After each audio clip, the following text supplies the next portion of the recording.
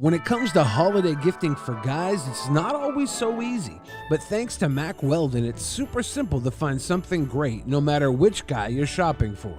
Whether it's Mack Weldon's warm knit tops, undershirts, or Sunday lounge pants, Mack Weldon has men's basics that are guaranteed to keep everyone on your list comfortable. Mack Weldon is the perfect mixture of comfort and style, and the ease of shopping makes it the perfect holiday gift. Mack Weldon promises comfort and consistent fit, from socks, shirts, and hoodies to underwear, polos, and active shorts. Mack Weldon's wide range of customized fabrics can keep up with you no matter what your day looks like, whether you're working out, going to work, or on a date. And with Weldon Blue, Mack Weldon's totally free loyalty program, you'll get free shipping for life. If you don't like your first pair of underwear, you can keep them and they'll still refund you, no questions asked. Win the gift-giving season and get 20% off your first order. Visit MackWeldon.com/peasants and enter promo code peasants. That's PEASANTS. That's MackWeldon.com/peasants, promo code PEASANTS for 20% off. Mack Weldon, reinventing men's basics. In the beginning, there was nothing. And then there was the Drunken Peasants Podcast. I gotta get a witness. No! Say, man, you got a joint? No, not on me, man. I don't have facts to back this up. It'd be a lot cooler if you did. That's true. Sometimes I cry. Oh! Lick my butthole, he laughed. From the strangest corners of the internet, here to bring you opinions of the world from an altered perspective. Here are your hosts, the Drunken Peasants. Hello, everybody. Welcome to the Drunken Peasants Podcast. This is episode 812. Eventually, the episode numbers are going to get higher than I'm able to count. I think that might be a few more.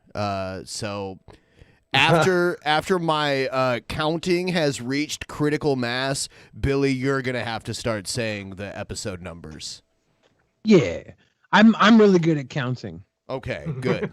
I'm not the best at counting. I've done a lot of counting in my life. Okay, all right, cool. And that means we're just assuming we're at 812 right now. Yeah. There have been a few occasions where I've gotten it wrong and said the wrong episode number. So, or like I'll be looking at the view count and say the view count instead of the episode number, or like that sort of thing. Episode 590,000.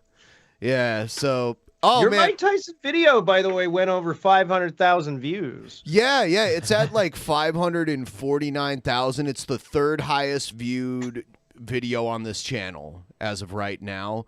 It all it needs is about 5,000 more, and it'll surpass the 2016 election episode if it does. Wow! Oh, wow! Wow! Yeah. So, few quick reminders for all of our viewers out there that I have to do, because if I don't do it, no one will know, and no one will do this. We have a color BENPAI figure, a color figure of me wearing the mask. Very nostalgic from back in the day. It's full color, high quality, full color inkjet.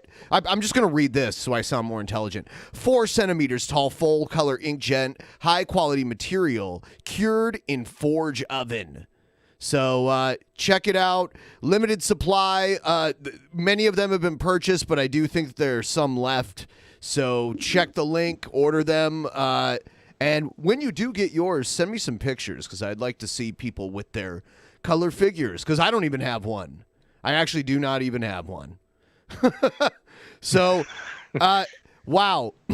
I woke up this morning, and Jeff Holiday had tweeted at me a Twitter thread, because it was involving Nick Fuentes that we were talking about last night. So I thought, we might want to take a look at this and see what happened with Nick. And the best intro to play for this would be this next one.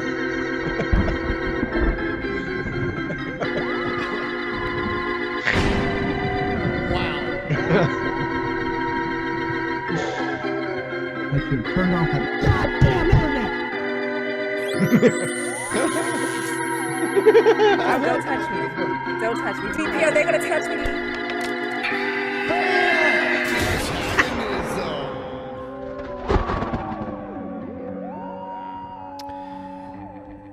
I love how Wild Bill doesn't look out of place. You know, Asterios was the one that tweeted it at me earlier.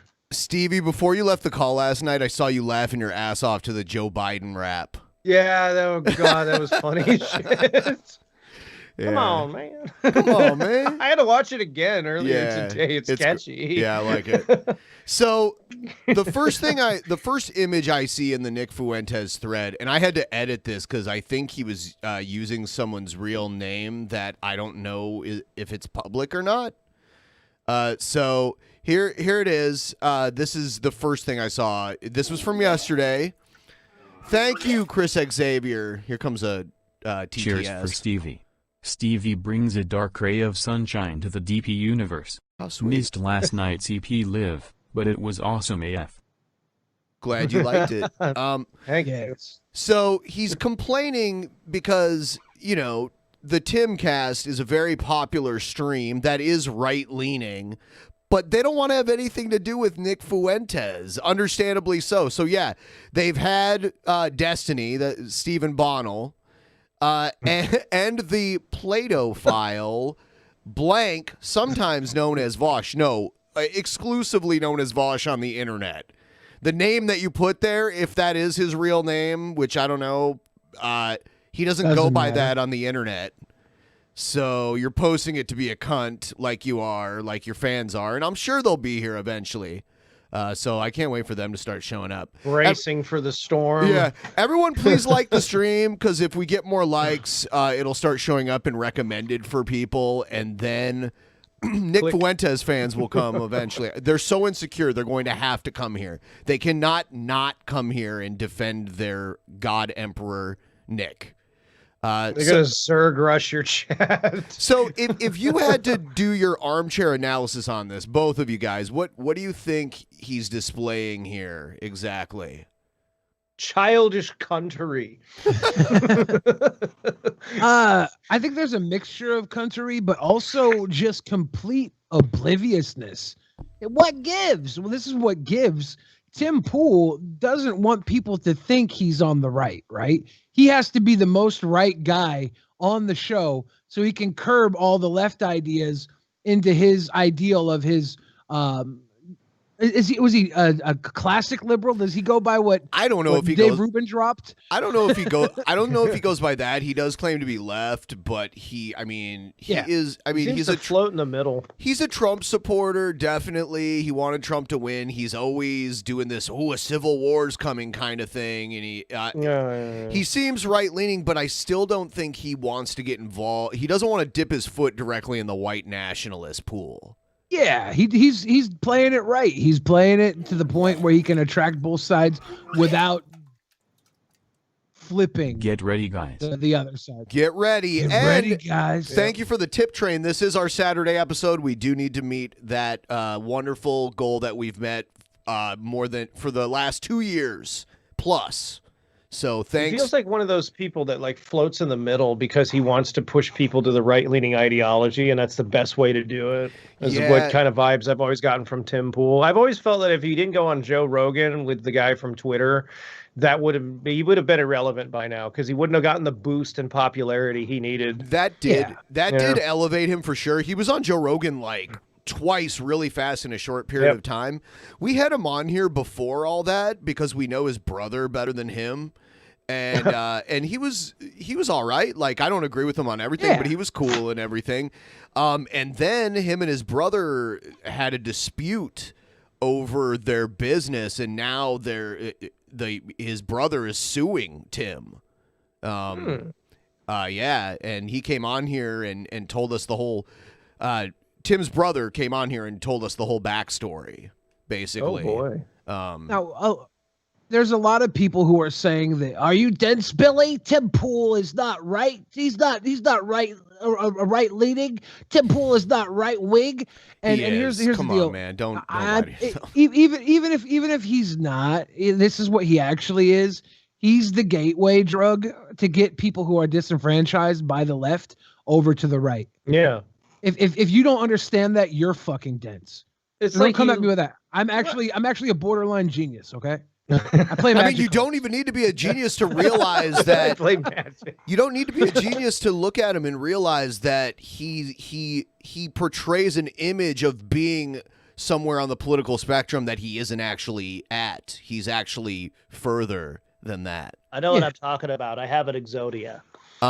So I wanted to play before we dive any deeper into some of the people watching right now might not even know who Nick Fuentes is.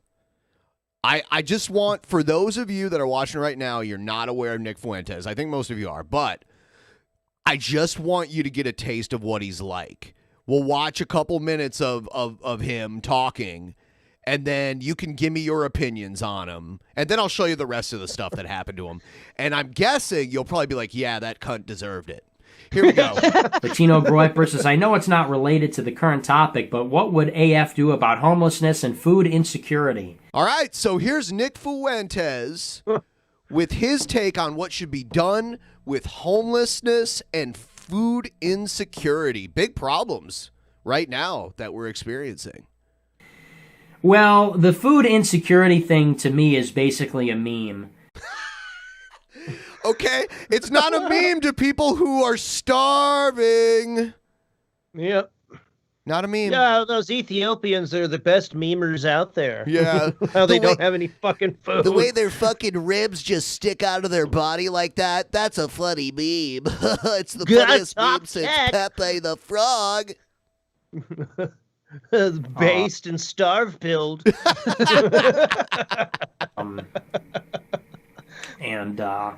Homeless people have to be institutionalized. I mean, a lot of them are homeless because they're on drugs or they're insane.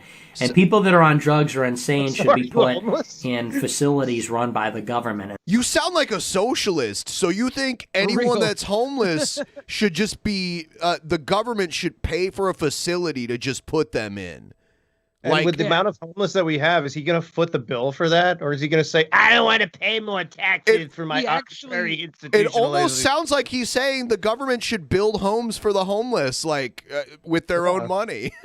We actually have about, 500,000 homeless and 17 million empty homes in America. So, there's a lot more empty homes than there are homeless. But we can't deal with that because, property value, assets, versus human lives. So obviously property wins. And they That's should why, be when I was living in Nevada, you'd see these housing developments built in the fucking middle of the desert, and there weren't enough home buyers to fill them, so it's just there they sit. Where are we going to put the homeless people? Didn't they have a big boom before 9/11? And when 9/11 hit, people just stopped traveling to Vegas, and they couldn't have people to move in. Yeah. They were building like crazy before then. Yeah, real estate. Whole sections were real just estate. like boom. Done. Real estate's pretty cheap in Nevada. Off the streets. And basically we should buy one of those like snow plows and just drive it on the sidewalks at night and scoop them all up and just put them somewhere else.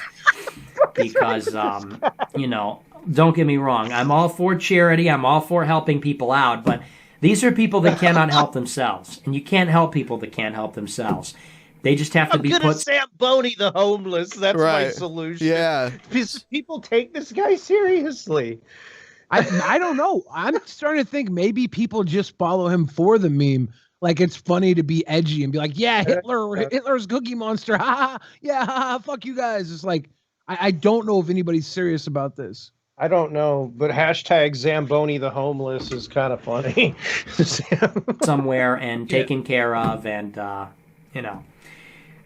But we can't have society crumble to the ground, and we can't have our city streets taken over and occupied by people because we feel bad for them. I'm sorry, but people can say you think he's a troll, and I guess there's a chance that he is, but currently this guy, this troll, is going to the Capitol buildings in all of these different states where the election is being contested by Trump and holding rallies of hundreds, if not thousands of people that are pissed off and want to overturn the election. So, I mean, he has an audience. He has power in his own right.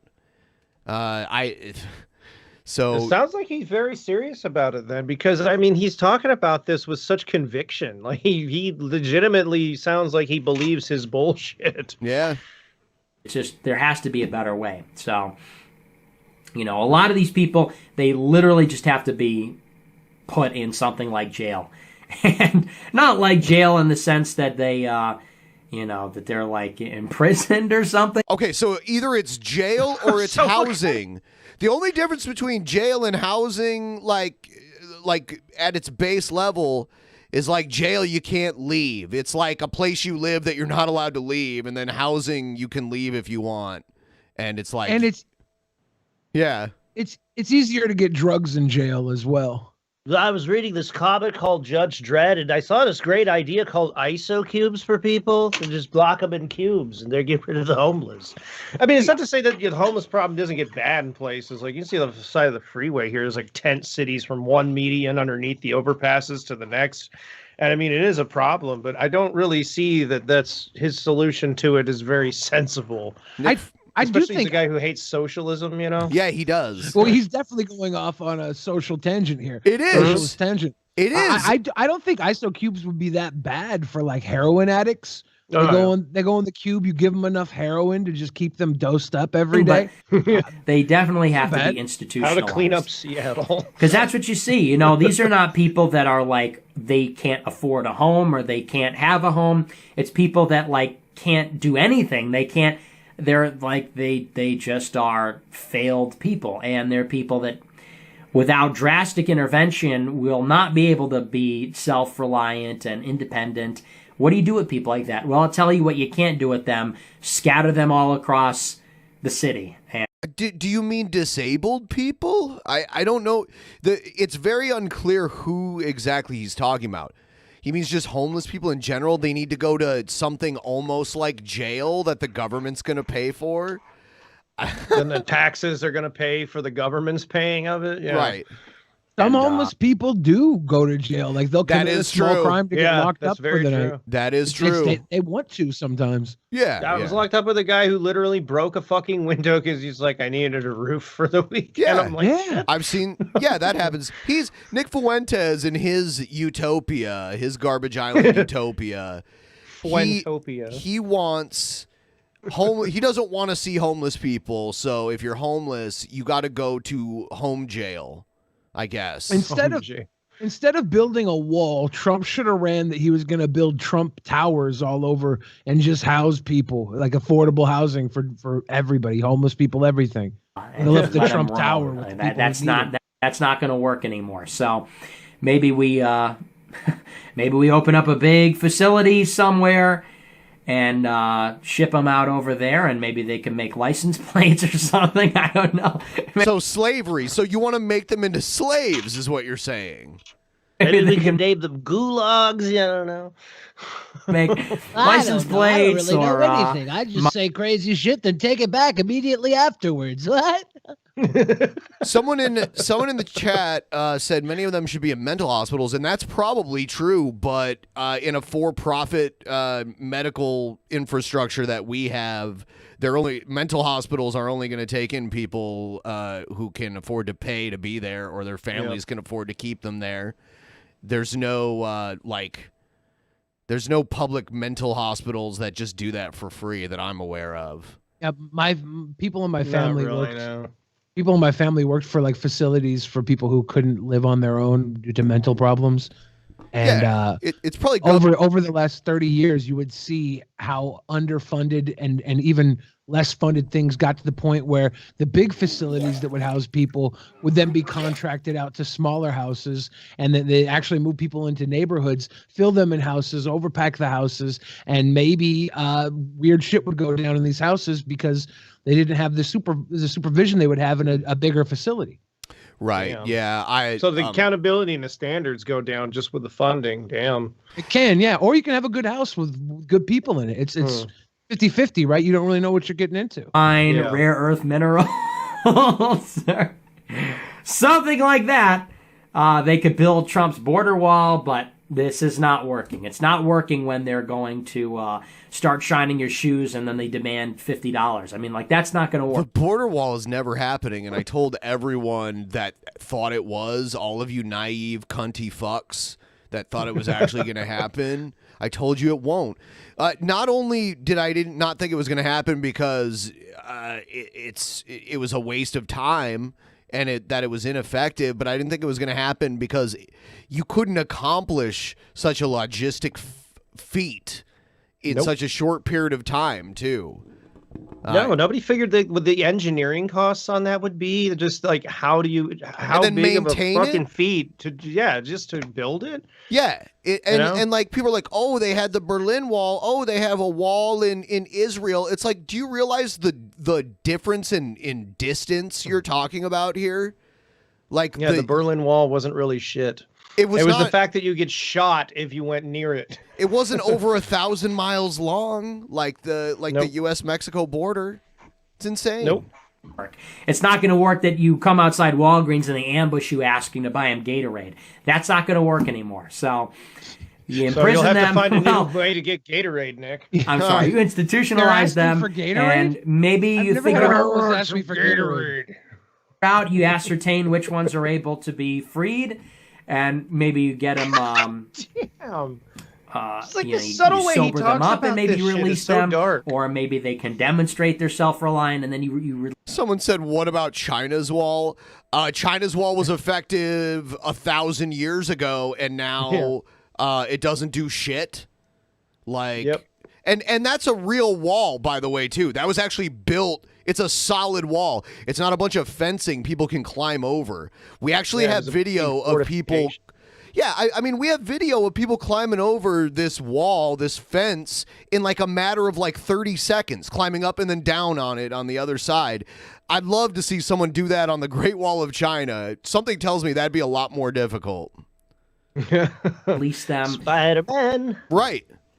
But step one is you're going to have to gather them all up and you're going to have to put them inside somewhere where they can't leave. That's got to be part number one. And I'm not even joking. I'm literally not even joking. Because that's what they used to do. Because people like this would just be in institutions. They would be in mental hospitals, Yeah, and then the institutions got defunded because the government didn't want to spend any more money on these people. And now they're out in the streets. GG, this is your fault, anti-socialism. And a lot of the big facilities were in fucking horrible conditions, too. A lot of them got shut down by the government because they were just like fucking cathedrals of abuse for these poor people. So it's like, the solution isn't sensible, dude. Yeah, watch One Flew Over the Cuckoo's Nest, Oh, yeah. Yeah, I actually watched that the other night. Yeah. It's on Netflix. But and if you live in a city, it's out of control, and it's in every city. Boston, even in just the past 4 years. When I went to school there, it wasn't that bad. I went there in January, and it was night and day. He got kicked out of this school that he's talking, like, he I guess enrolled in Boston University and then got kicked out because they figured out what he was doing there. Yeah. They have a real problem now.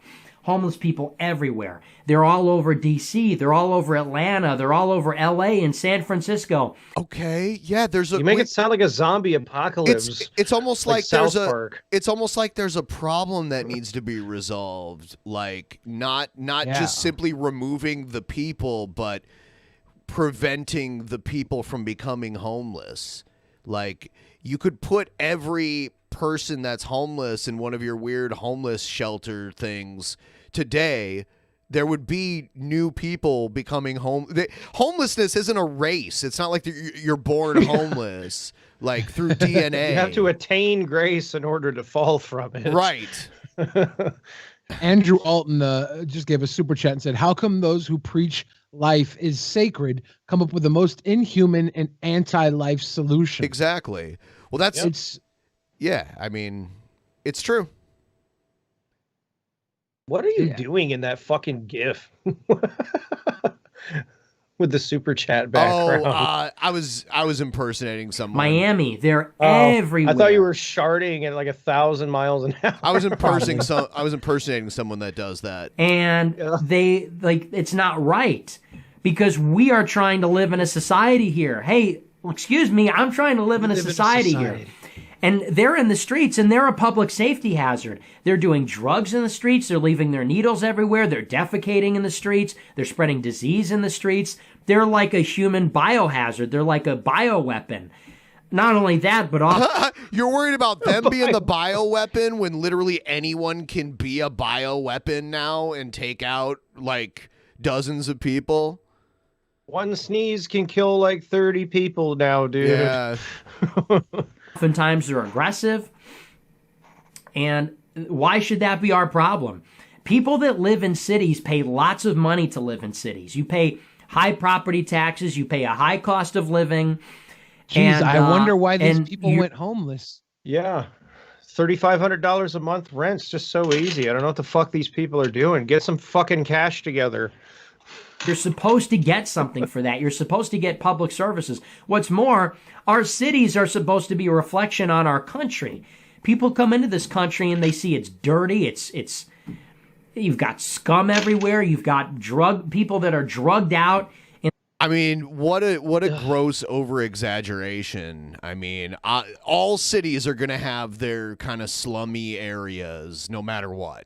There's no city. It's not like the whole of America looks like North Las Vegas. Okay, well, like, it's not that bad. I mean, like you would have thought this past summer, you would have thought all of literally like the whole city of Seattle was CHOP, basically. Yeah. By the way they were talking about a tiny area. Like I walk out my front door and there's like a communist gathering, like right out front of my house.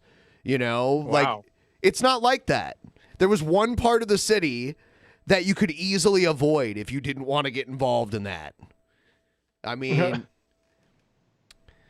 I don't know. He's portraying like, oh, obviously cities can be dirty too. I mean, when you get a bunch of people all living closer together in one place.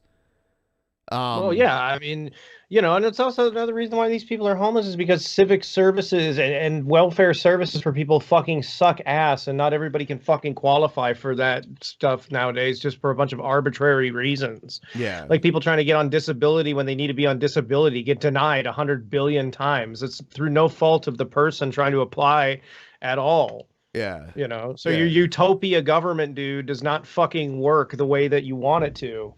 That's the government's fault. You don't have to blame the people that are being basically victimized by it that way.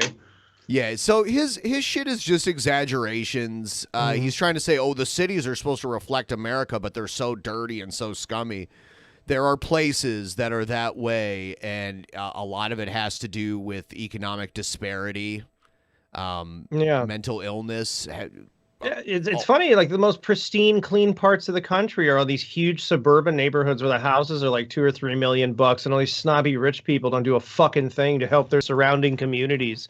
You know, it's always the communities that are around places like that are always dirty and shit. I wonder why. They should be so clean because they share with such Christian conservative fucking people that are so charitable. You know? The way the media portrayed CHOP in Seattle, like I had people, because I live in Seattle, but I'm originally from the Midwest, and I had people like that I knew from the Midwest being like, what's it like over there? It's like I live like more than 20 minutes away from where that shit was happening. Like I could have not even living in RoboCop. Right. You would have thought it was like that because I mean, like literally, if I wouldn't have had like the internet or TV or anything, I could have went this whole summer without even knowing that shit was happening because I didn't see anything like anywhere near me that would have indicated that shit was going on. And if you want to know what it was like down there, it was like a poorly ran concert. Like a big festival. That's kind of the vibe I got from seeing the pictures of it. Yeah. Actually, I think there were more murders and rapes at Woodstock '99 than CHOP. Thanks. Were there murders there? I don't know. There were rapes there, though. There weren't murders, but people died when Limp Bizkit's set got out of fucking hand and people were crushed and shit. Yeah. Thanks, Fred Durst. I don't know whether or not you should have gotten in trouble for that. He should have gotten in trouble for that movie that he made that we watched. What was that called again? What was Population 436. No. The one we watched was The Fan, I think. The Fanatic. Oh, he made another. He made another. The He made it. He made a ripoff of what is it? Wicker Man. He made a movie called The Fanatic, and it's this crazy fan that stalks people that he idolizes from movies, and it's John Travolta playing this like very. I gotta watch this. Shit. Oh, it's so bad. You should. He watch made it. a ripoff of the Wicker Man called Population 436, and it actually isn't terrible, but he's in it as a weird cameo, and that was the first time I'd found out that Fred Durst has directed shit. And like he's all right with music videos, but he did a whole movie. I'm like, what the fuck? All right, transportation. I found and out his city movies. Okay. You know what his movies are all about? What? They're all about the he said, she said. Oh, God. Okay, let's move on. Street, sometimes just outside the Capitol. This is no way to live. It's dangerous. It's hazardous. It's not right. We don't deserve this. It's unbecoming. And we have to get serious about that. So these people, I mean, look, if you can't take care of yourself, well, then the government will take care of you. And you're probably not going to like it. But that's the way it has to be. So... Yeah, I'm not in favor of like killing them or anything. I'm not in favor of like harming or abusing them. Hey guys, he doesn't want to kill them, okay? But clearly people want to put them in an ISO box and have them make license plates. People that are in the kill them myself. I just want really poor government infrastructure to slowly choke the life out of them. It would really be interesting to see how much the homeless cost us as taxpayers. Yeah. And if there would be an answer that would save us money that would also be far more humane. Here's some of Nick's tweets. He was tweeting while this was happening. Here's the best. I never refused to wear the mask, but the flight attendant had the plane go back to the gate and had me removed because of my attitude. Power trip. I got up and I looked him in the eyes and said, "Hey, fuck you." He replies, "Enjoy your time in Chicago." I said, "Yeah, eat shit." Oh, no. Yeah, this is good boy, Nick. Good boy. I'll take things that didn't happen for 200. And this I think is I'm why about to get kicked off my flight to PA because my mask isn't covering my nose. Yep, just got kicked off. Yeah. And then someone made this meme, him arguing with the flight attendant. Him eating the booger. He's eating the booger right there. Get off the plane with your attitude. Hey, fuck you. Enjoy your time in Chicago. Yeah, eat shit. Okay, and here's the granddaddy of them all, though. This is the post. Obviously, this is just a screenshot from a random comment in a Discord. Who knows if what this person says is true, but I will say that if you tweet this at Nick Fuentes, you will be blocked immediately. Yeah. We're not saying this is true. What we're saying is this is gospel. This is in the Bible now. It's to be believed on faith and faith alone. Cool, friendly guy. So, noted fascist and dumbass Nick Fuentes went to the same high school as me and graduated a couple years after me. In high school, he was a notorious weenie and shit his pants running the mile. If you reply to one of his tweets pointing this out, he'll block you almost immediately. And if you just tweet it yourself without even tagging him, he might too, because he name searches like crazy. But he wasn't a fash in high school at all. He started being a MAGA guy because, in his own words, it was profitable. Okay, so he revealed, I guess, to his fellow students at his high school that, yeah, I'm doing this right now because you're making, and it's true. Especially. Wait, he's that young? Oh, yeah, right. I think he's only 22 or 23 right now. Motherfucker, in his videos, he looks like he's 35 or something. He's aging terribly. What, does he eat cigarettes? He almost looks like a weird ventriloquist puppet that came to life. He does. He's like a Pinocchio almost. He's a real boy. Hold a string in my back and I'll say fascist shit. Everyone, please like the stream if you haven't already. It really helps the stream, and we're already getting people. Feel free to argue with the idiots trying to defend Nick Fuentes stuff. It's kind of funny. All right. They're not idiots, Ben. They're part of the Booger Brigade. Oh, definitely not idiots then, because boogers they're known to be good for your brain. They're brain food. They come brain from food. brain matter that You're seeps out recycling. your nostril. So after. Oh, I'm sorry. I want to say he was running a mile. Does that mean like in gym class? What's running the in mile? gym class you run the mile, right? Every Friday you would run the mile. And he shit his pants. He did his shit in his pants while running the mile. Now here's the thing: if someone spread this rumor about me, like it's such a nothing. I'd be like, yeah, I shit my pants. Ha! Like whatever. Like shitting your pants, whatever. Dude, Why? some of my best stories are about. I me know shitting my yours. pants. You unapologetically shit your pants. Proudly. Yeah. So after he graduated, everyone he knew lost all respect for him and wouldn't talk to him. So one Christmas break, he bought a massive amount of weed and offered to smoke people out. I would not smoke weed that he gave me. I would think he was a narc. I would think he was going to turn me in for smoking weed. He'd be like, yeah, that long-haired guy has weed. He tried to get me to smoke it. You want to kick a little puff off the devil's lettuce? So the punchline here is he bought a massive amount of weed and offered to smoke people out, and everyone said no. That's hard to do, right? So in response, he went on this huge, now deleted Twitter rant at 6 a.m. Christmas Day, going on about how marijuana is the devil and makes you a communist or whatever. Oh my God. This is why he doesn't like women. I don't think that's why. I wanted this story to reveal that he shit his pants while kissing a boy behind the bleachers or something. But keep in mind, this guy has a lot of followers and views. Yeah. He makes you a communist or whatever. And people replied to it with screenshots of him texting them offering to smoke him out, LMAO. He enrolled at Boston University to, in his own words, engage liberals at one of the most left-wing schools in America in political debate. Okay, so here's the thing.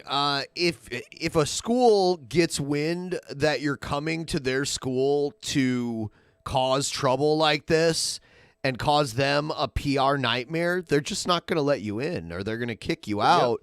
Yeah, and but I've seen it happen to liberals too.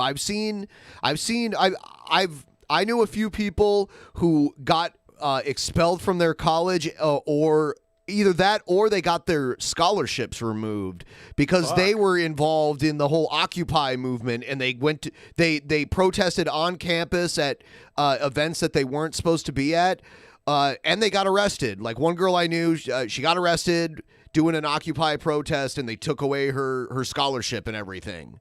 So it goes both ways. If you act like a dumbass and get arrested or protest during like an assembly or whatever, or a lecture, you're going to get in trouble. And I think you should, no matter what side you're on. But this is what we have to really realize here. The two faces of Fuentes. He said he engaged liberals at one of the most left-wing schools in America in a political debate as his reason to go to Boston University, but he got in because of legacy admissions and a legacy student scholarship. And then dropped out after. Shocker. No one would talk to him because he was a virulent fascist. Yeah. Wow. Then he tried to attend Auburn, but they rescinded his admission after learning he was at Charlottesville. Now his parents bankroll him, and he spends his free time fighting with the church across the street from his parents' house over their decision to fly a pride flag.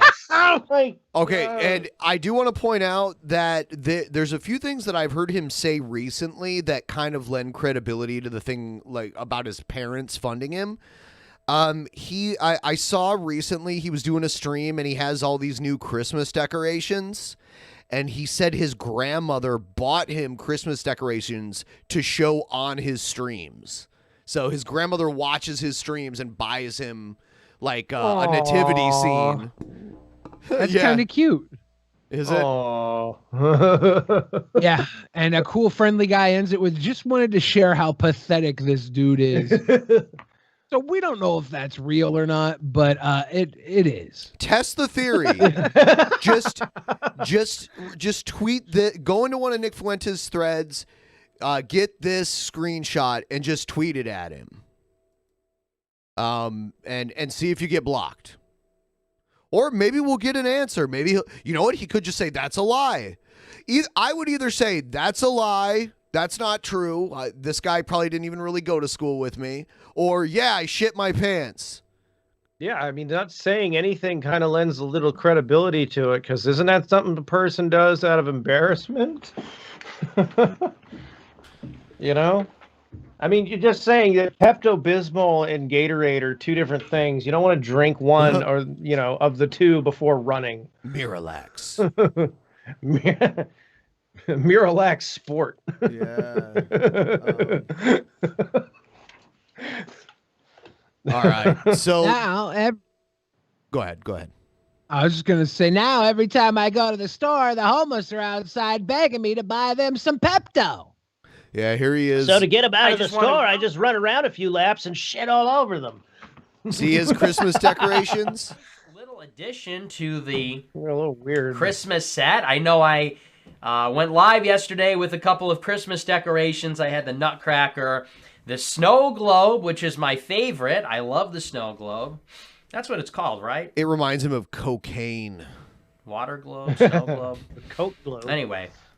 And I said the other day, I haven't had much time to go shopping for decorations because I've been flying everywhere.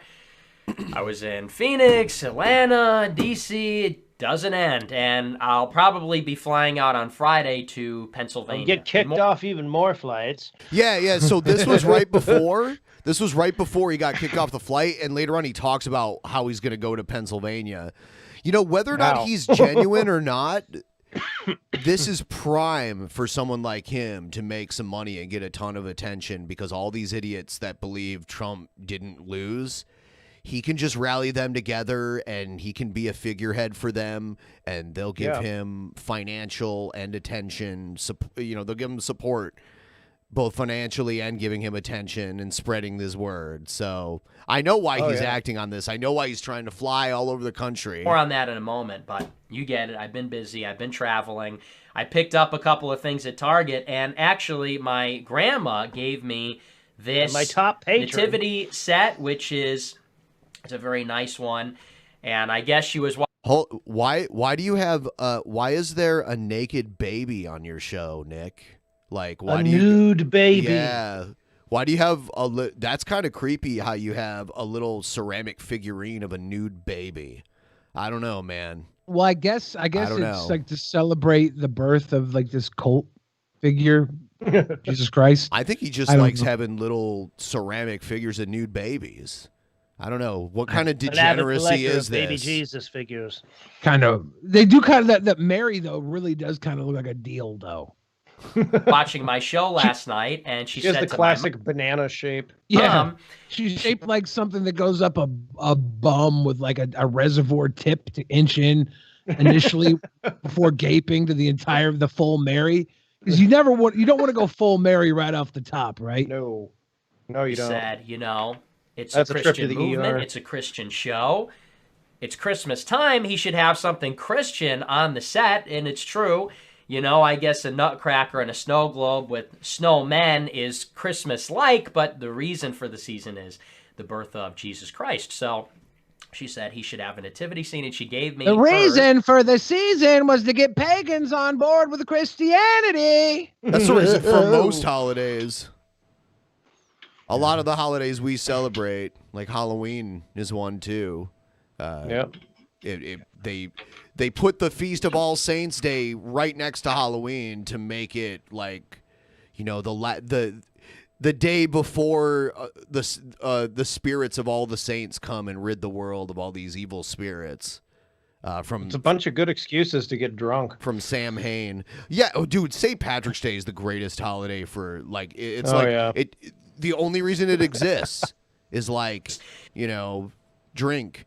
There There were no snakes in Ireland, okay? So big shout out to my grandmother. Very much appreciated. It's a really nice nativity scene. I think I had one on the show a few years ago, but much smaller. I don't know even where I found it, but this is like a serious one. So I really appreciate it. And it means all the more to me because she's not doing so hot lately. She's having some. You know, pretty much Probably from watching your show. You know, pretty much every religion has a prophecy that says people won't believe it. Yep. Kind of funny how that works. Health problems. You might think this is bullshit, but Yeah, because it's like, Christians will be like, "Hey, the Bible said people like you wouldn't believe in it." I'm like, okay, well, the Quran also says that people wouldn't believe in it, so that's wrong, but the Bible's right for saying it? Because I know you don't believe in the Quran, right? So they always throw in that caveat because they know it's fucking too stupid to believe in. So they could be like, oh, see? Yeah, they predicted you do this ridiculous thing that I'm telling you happened. That's why. But also, you can predictably say people won't believe in literally anything, including wearing a mask helps to prevent the spread of COVID, right? Sure, people, but there's things that... It's very easy to say that. Right, but, you know, like talking snakes and virgins giving birth is even harder to believe. You would think that way, right? Right. Yeah. Like taking Cannibal Corpse album art and saying, see, this really happened. She's very sick. But we're praying for her to get better. And, you know, I got to say, she gave me this nativity scene, and it totally fits with what's been going on because... what you mean? My grandma's dying, but thanks for the nativity scene. It totally fits what's been going on at my place. We've got naked babies laying around everywhere. In a lot of ways, you know, when I was growing up, a whole bunch of dudes I never met before went over to give me a bunch of presents. So yeah, it fits what's going on in my household. It was my grandmother that got me involved with politics. She was always talking politics. And she's also, I think, a big inspiration for faith. You know, growing up, she always had a very strong faith in God, which she instilled in me. And it's one of the reasons why I'm passionate about politics. It's one of the reasons why I have such a strong faith in... It's one of the reasons why you're such a fucking weenie, because you were raised by your grandma, because your parents were too busy not raising you, just giving you money to live your stupid fucking twerp life. GG. Well played. Reminds me of Clerks too. Yeah, you know what? Come to think of it, my grandma was a bit of a racist, wasn't she? You know what? He lives in Chicago, so he knows that not every square inch of the city is just filled with trash and crime and homeless people. Even Chicago, you know? Illinois is a big fucking state. Chicago is not the whole of Illinois. Right, but he lives in Chicago, and there's still nice parts of Chicago. There's still upscale, rich, nice, clean parts of Chicago. Oh, there are. There's a lot. Yeah. But if you do go down to the south side of Chicago to hit up a White Castle, it's going to get a little funky. Or if you go over near Gary, Indiana, like if you go to the east side of Chicago. Gary, Indiana is fucking crazy. Yeah. I watched a thing about that place. It's like you do not stop at stop signs or stoplights, man. I've driven through rolling stops everywhere. It's basically a suburb of Chicago that happens to be over the border of Indiana. I think they're even in Gary. I think that's the only part of Indiana that's in the central time zone. The rest of it's on Eastern time. Wow. Because Gary is basically part of the Chicagoland area. But yeah, it's really bad there. Michael Jackson actually grew up there. Like like when his family was very poor before they hit it big. And like yeah, I've driven through it. It looks pretty bad. When I moved from Ohio to Seattle, I drove through Gary, Indiana on my way. Yeah, I've heard its murder rate is fucking crazy. Yeah. The murder rate in Gary, Indiana is 120%. They have to ship people in to be murdered. It's like ship people going on, which makes We're things downsizing, Ron. You're going to Gary. Seem hopeless. Oh, shit. So it's a very special thing, and I think it adds a lot to the show. And it's a very nice thing. So thank you very much. I'm sure she's watching, and you know I love her to pieces. But now we have a little bit of a Christian iconography. Very nice, right? These ceramic pieces. We've got Mary and Joseph and the baby Jesus. What are we watching? Is this a QVC fucking ad? I was just gonna say that. Joseph, Give me yours God's for cock. $44.95. Joseph was laying Got in the the cock dildo. tub. Yeah. The dildo-shaped Mary laying above the naked porcelain Christ, baby. Mom, she brought it over today, and she says, she's telling me it's very sleek, it's very elegant, and she must have told me, I think, 100 times, no, it's very sleek, it's very elegant, it's like cool, it's slide sleek, right it's in. elegant and sleek. And she's right, it did not disappoint. It is both of those things. It's a very cool. I've got one right here in my butt while I sit. Yeah, so there's Very Mr. sleek, Nana Baba. I don't even know it's there. Oop. All right, so we're gonna move from Nick into Trumpster Bob. Trumpster Bob. Yep. Surly Joe. We got Muslims here. It's a 60% Muslim population in Milwaukee now. That is not true. The American people in that state should take Going up from a guns. cum dumpster to a dumb Trumpster. Exactly. He's still both. So there are a lot of Muslims in Minnesota. They're Somali. They're Somali refugees from there was a refugee crisis in Africa that came out of Somalia, and a bunch of them came seeked asylum in the United States. So there are a good amount of Muslims from Somalia and other places, but the majority of Muslims in Minnesota are from Somalia. And you know, like, there's been several generations of them now since they came over. That's what he's talking about, but it's not 60%. He just makes everything up. It's insane. And go shoot. I would know. Shoot every fucking Muslim in Milwaukee right now. And goddamn sure can't arrest a million of you. There's not a million of them. The fuck they gonna put you in a camp? Big fucking deal. Yeah, I know you're just salivating at the thought of that. Yeah. Muslim death camps. You'd love to see that happen, wouldn't you? Ugh. People love fishing. Huh? Yeah, fishing. But just imagine if things go the wrong way in America still today. If you listen to 50 years every from now- Primus album at once, you'd get this guy. There won't be no American out there fishing. What? What you'll have is fished out ocean. That's what you'll have. No fish in fucking sight. In any lake, in any fucking ocean. How? I want to hear why this would happen. Anywhere around America. Because if it's anything other than like an environmental issue that would cause all the fish in the ocean to die, is he going to claim? Let's see. There won't be no crab or lobster to be seen nowhere. Because the fucking Muslims will take over and fucking fish it out like they always do because they're stupid. So the Muslims are going to fish so much that they're going to, the ocean's just going to be empty of fish because the Muslims are going to overfish. I love that reason to hate the Muslims. Like a lot of the reasons to hate the Muslims, they're so passé, right? But because they're going to fish all the fish out of the river. Out of the ocean.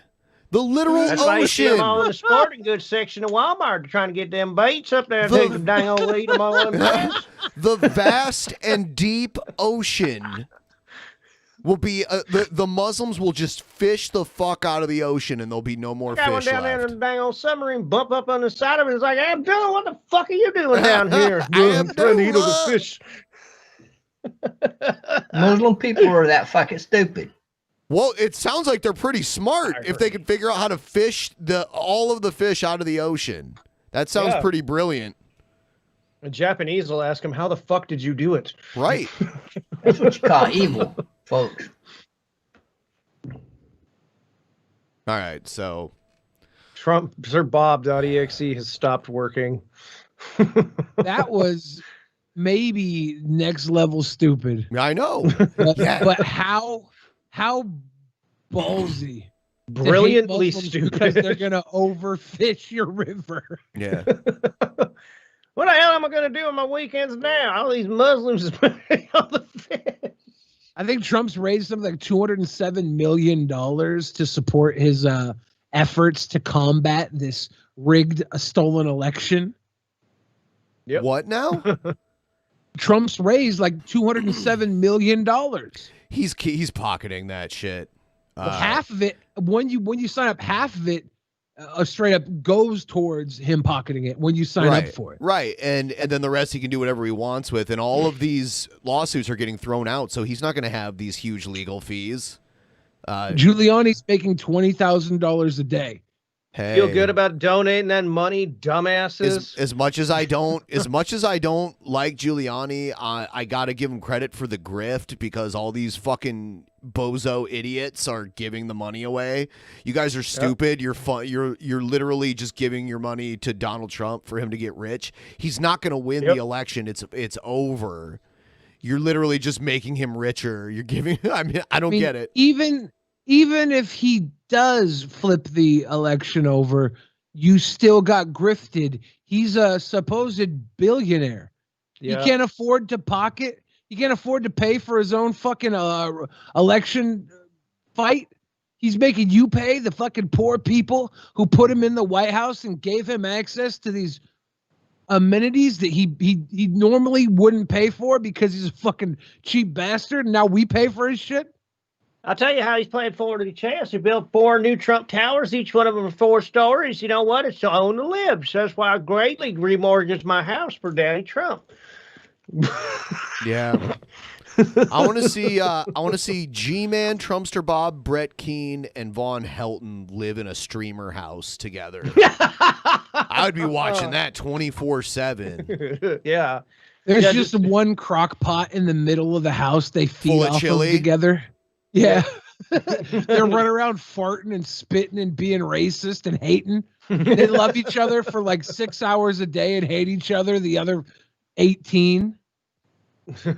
I would pay to actually watch. Fuck it, I wouldn't pay to watch it, but I would watch it. I would pay $100 a month. Dude, that's huge. You know, that's a lot of money. And if you get 100 people to pay $100 a month, that's pretty big. All right, so now we're gonna get into some other weird antagonism shit. Here's something. How do you not put people in prison? So this is the guy. He's the inventor of My Pillow. He's a big Trump supporter. He's also an ex-con, ex-drug addict. That's neither here nor there because he basically lucked out when Billy Mays overdosed. Oh, sorry. Go ahead. He lucked out when Billy Mays died because it opened up a spot for this half-rate Billy Mays to shill pillows. Really? Because I was about to say this looks like a WWF promo from the 80s immediately. He looks like Paul Bearer. This is Paul Bearer if he never met Undertaker. Oh, the election was fraudulent. Buy My Pillow. Oh, yes. How do you not put people in prison? But the most, they will be going to prison. But in the meantime, December 14th is so important. We have to get this governor in here. Governor Brian Kemp has to give an order to have a Congress meeting or whatever they do, their legislators, and pull Georgia down and don't give it to Biden. It doesn't matter who they give it to. Don't give it to Biden. Just and find out all your corruption. Because if you pull down... Has he said anything yet? Has he formed a coherent sentence? Did he say governor? Isn't it for senatorial? Isn't it 2 senatorial seats? It is. It's 2 senatorial seats. The governorship has nothing to do with control of the Senate.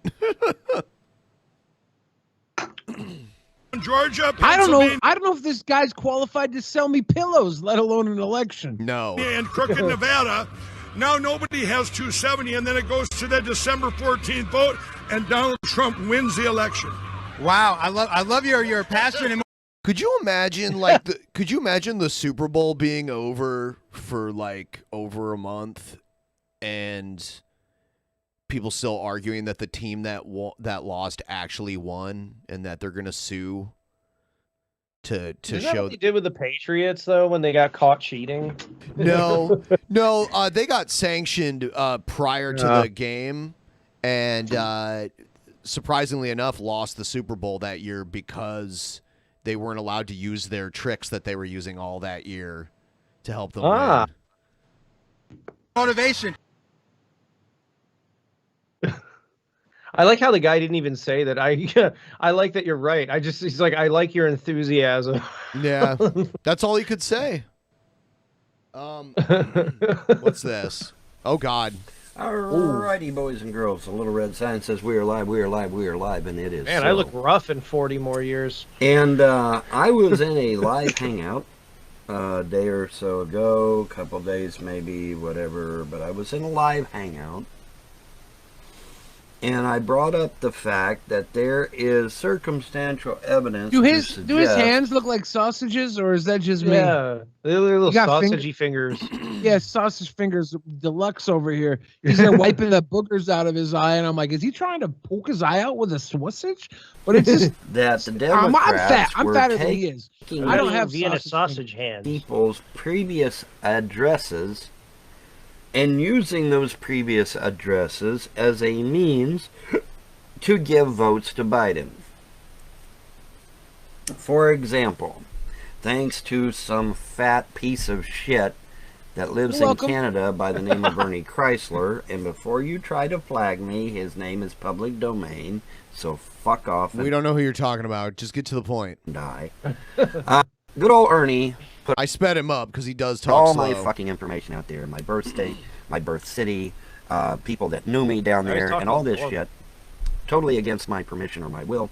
But anyway, enough said about that. The point is that I have not always been in the state of Kentucky. I was born and raised in Ohio, and so as a result, what's happening is that the DNC has somehow got these machines to find out where I lived in Ohio, and to cast a ballot in my name without my permission for Joe Biden. Okay, so right now, out there somewhere, allegedly, where's your proof? Is a ballot for Joe Biden with the name Urban Eugene Helton Jr. from Hamilton, Ohio on it. Literally. Now, I have not verified this, but you can bet your sweet ass I'm going to. Now, when I brought this idea up, wouldn't you want to do that first before making a video? I don't think he's going to verify it anyways. He's a lazy liar.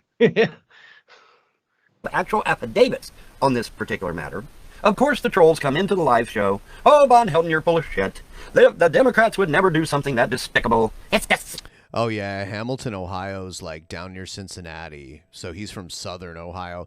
Southern Ohio and Northern Ohio are like two totally different worlds. It's like Eastern and Western Washington. Yes, actually, they would, and they have, and they did. Now, you know, say, well, Von, how do you fucking know? Well, you know what? I am on YouTube right fucking now, watching Louder with How do you know? Stephen Because I'm Crowder. on YouTube. Yeah. I am watching his show, and guess what happened to him? His wife, his mother, voted absentee.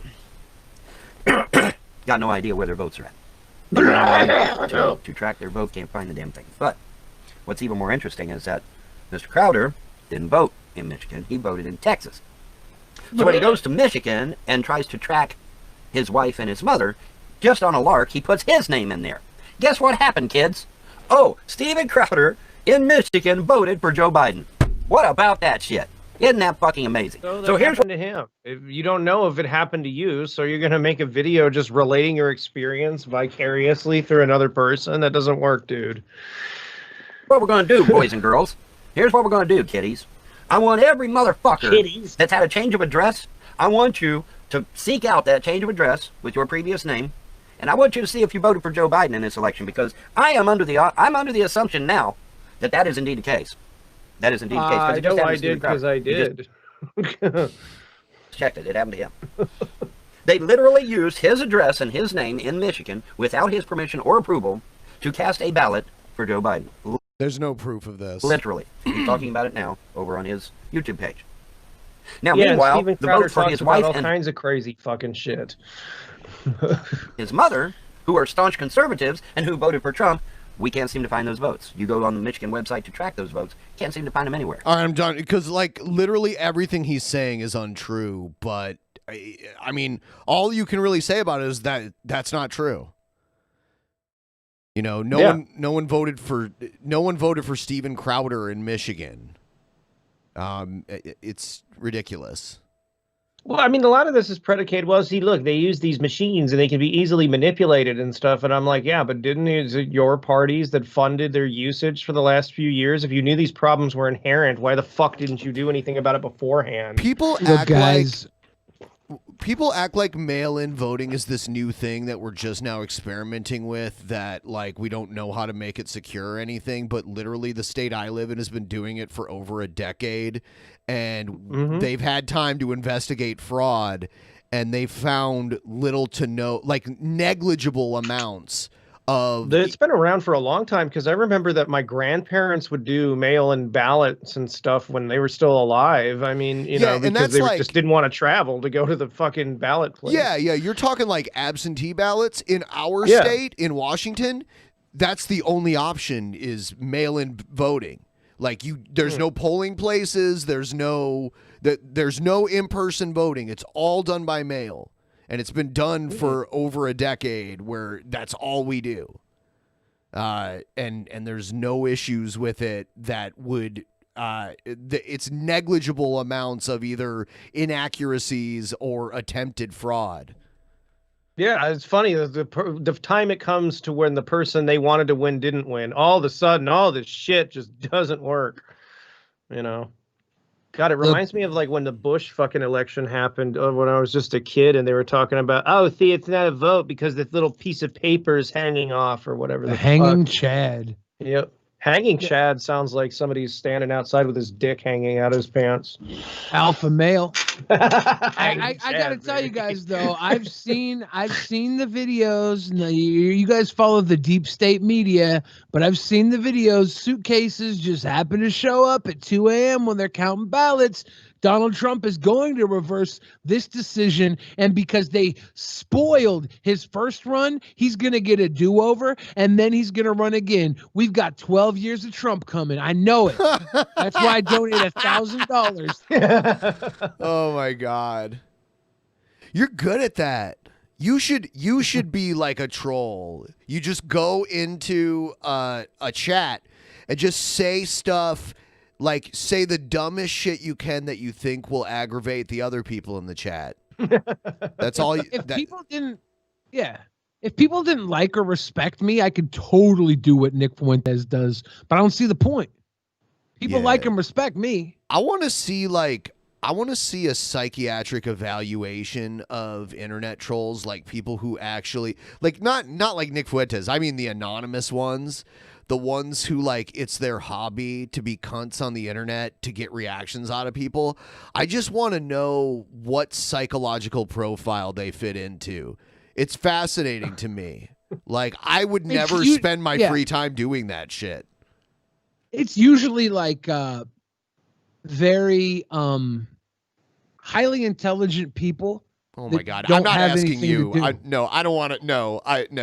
Highly intelligent people. No. It's highly intelligent people that don't apply themselves, and they realize that their fucking lives are wasted. Their potential's wasted. It's half. I sit around on the internet and talk shit to people who are out there doing things. It's like half that, and a lot of these other fucking Trumpster people are like just fallout from like the mid 2000s traditional neocon fucking Christian sort of thing. Because I grew up in a household inundated with that. I had to listen to Rush Limbaugh fucking in the morning because my granddad was heavy into that shit. I had to listen to Sean Hannity. Too. Oh fuck, Michael Savage. Oh jeez. The only thing good, like redeemable about him is he had Metallica and shit as his bumper music. So it was 24/7. Michael Savage. His real name is Michael Weiner. And oh no. And he used to write. He's a doctor, but he has like a PhD in like natural medicine, and he wrote his first books that he ever wrote were actually about like natural medicines that can help you quit like drug addictions and shit. Huh. And then he became like a far right radio personality, and I think he changed his last name because he knows there's a lot of anti-Semitism in the far right. Wow. Because Wiener is. I was inundated with that shit so much in my household. Like, and not only that, on top of it, when I'd come back from school, my granddad would be sitting out in the living room watching like fucking Fox News, like all the way till like through Bill O'Reilly. And it got so bad I wouldn't listen to System of a Down, not because I disagreed with the politics, but I was just like, I don't fucking want to hear another goddamn thing about shit happening in the world. This was like height of the Iraq War, dude. It was fucked. When MSNBC first started, it was actually more right-leaning than left-leaning, and Michael Savage had a show on MSNBC. He would watch that too. And he got a call from a guy who said he was gay, and Michael Savage told him to get AIDS and die. And and then he got fired. He got fired from MSNBC after that. And MSNBC was very, very pro war with Iraq, and they fired people like Phil Donahue who were against the war because they didn't want any of their prominent primetime talking heads to be against the war. They wanted everyone on board.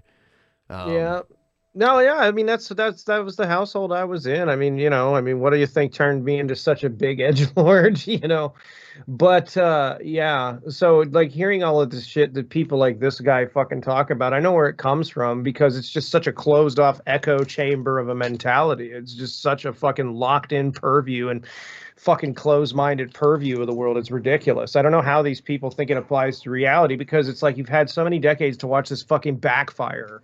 And then it's like, no, the way you view the world isn't how it actually fucking works. And if it did work that way, it'd be a shithole. Let's see what this. I think it's absolutely fucking amazing. Wow, Edge looks like shit. I can't even do a fucking mukbang. This is Shanny for Christ's husband, Revelation News, and this video is about this weird thing where I guess he did a cooking video, and people noticed that the like hot frying pan full of their stuff wasn't in their kitchen. It was like on top of their bed, like they were eating like out of the hot frying pan in their bed. Without you stupid harassing fucking scumbags coming around and putting stupid stuff on my fucking page. Now, is it more likely that what you saw was a black tablecloth type thing? A pack of Pall Malls back there too. Yeah, it's called food porn individual. It's a bed. That's a bed. Porn individual. That's a bed. That looks pretty good, right? No, that's a mattress. Folks, you got corn, you got potatoes. He's got it on that's Jason. That's your bed. Yeah, I don't know. I just thought that was interesting. He has it on something, but that's got to be like what, 200 degrees? I mean, it's a good way to keep the food warm. Just burn your house down while you eat it. This is crazy. This is a guy getting fired for not participating in a company-led prayer. Okay? You don't have to believe in God. You don't have to like it. You have to participate. If you don't, that's okay. You don't have to work here. You're getting paid to be here. This is our first core purpose. So you pay people to pretend to believe in your God so you can be more comfortable? You don't have to believe in it. You don't have to think it's real, but you have to do it. That's to participate. What the fuck meant. Yeah, that doesn't make any sense. Well, to be fair, though, I will take a paycheck if that's all I have to do. Yeah. No, you have to do a job on top of that. Oh, then fuck that. I'm going somewhere else. Yeah. Don't want to participate, that's okay. Leave your stuff here and you don't have to work here. It's not an option. I will be participating. Well, you can't work here. Who the fuck would want to work for you? That's the fucking bullshit you're going to do. Being forced to participate in a religious ceremony, I believe, is illegal. It is. It is. It doesn't matter if it's your company policy or not. You can't force it to be company policy. Yeah. Attorney. You can't get around the law that way. You know what, bro? Just leave your stuff here. We're done. But that's... Yeah. Okay. Yeah. Roofers for Christ. He should have known by the company name or whatever the fuck he does.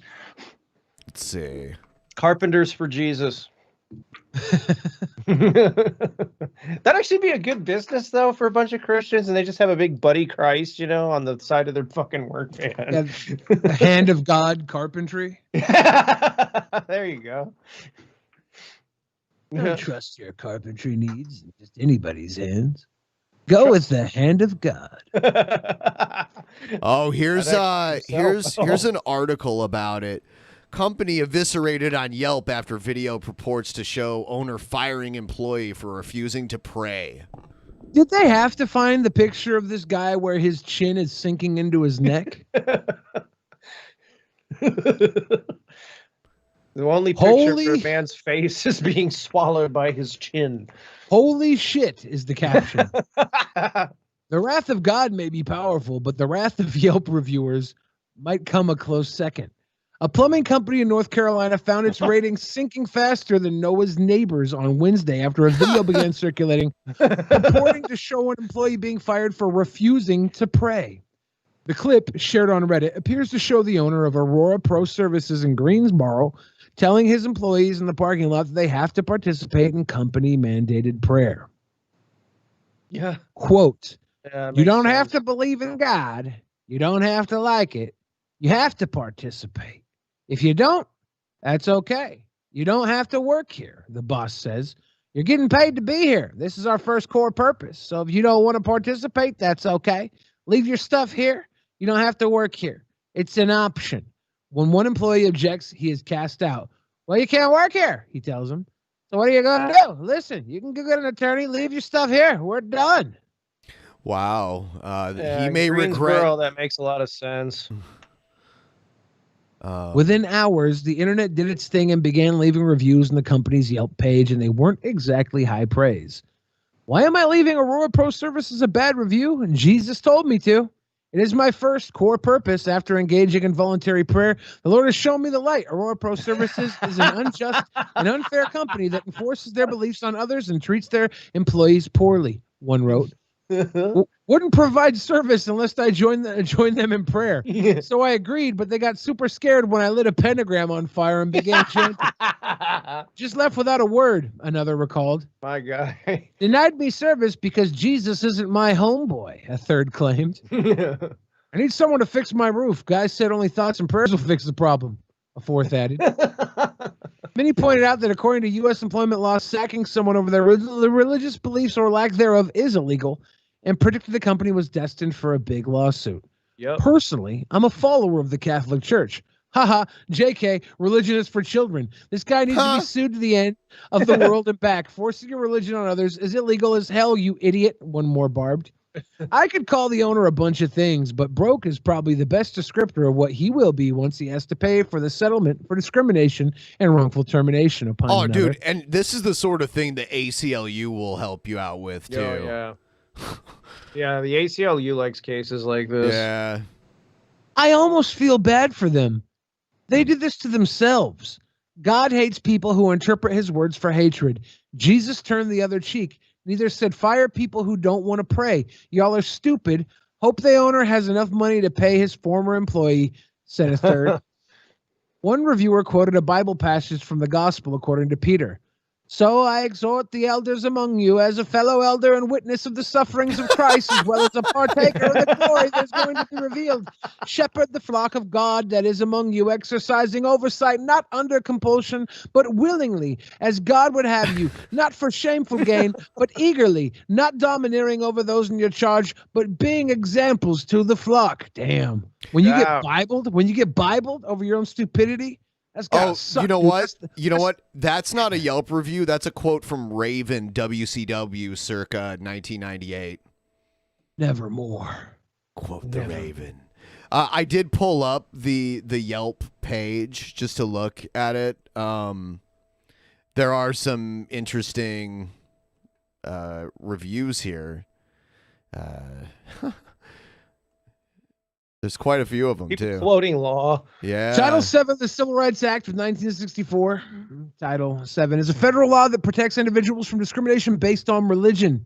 Title VII makes it illegal for an employer to discriminate against individuals because of their religion in hiring, firing, and other terms and conditions of employment, such as promotions, raises, and other job opportunities.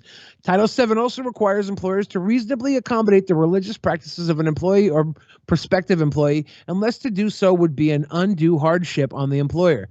Flexible scheduling, voluntary substitutions or swaps, job reassignments, and transfers within the company, and the same salary range are examples of ways of accommodating an employee's religious beliefs.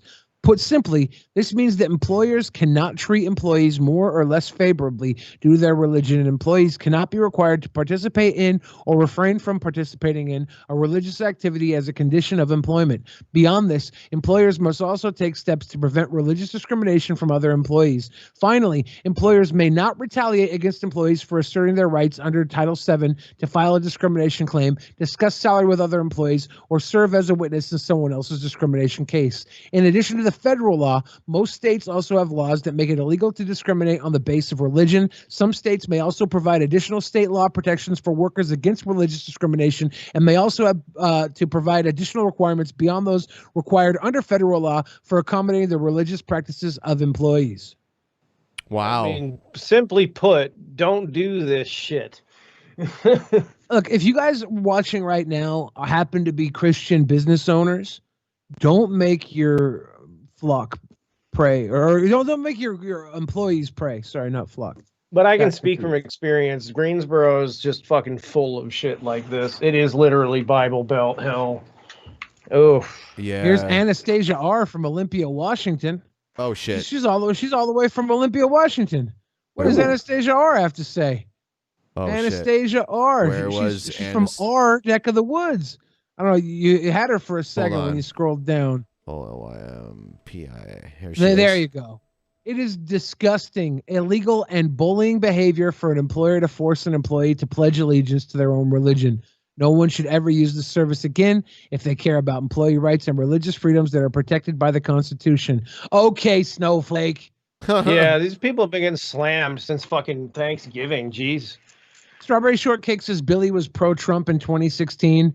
I'm pro-Trump now. 3 more years. Oh, hold on. Here's Is that the whole video? I think this is him. This is the guy. For a loss. Oh shit. Oh, sorry, there's something playing in the background. I can't play it for right now. There's this one thing that I had open that I was gonna. Actually, I'll just show it now so I can close it. Where is it? Right here. This kind of made me mad. So server. Hold on.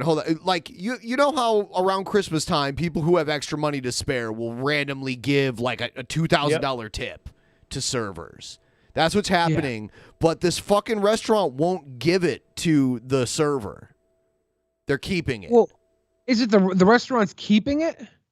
Yes. That's fucked up. I hate when that fucking shit happens. Here's I'll play for you this news story here. All new at 10, a San Antonio server gets a whopping $2,000 tip as an early Christmas gift, but she says she can't get her money. The server tells us her employer is refusing to give it to her. Eyewitness News reporter Sharon Coe shares this big tip controversy.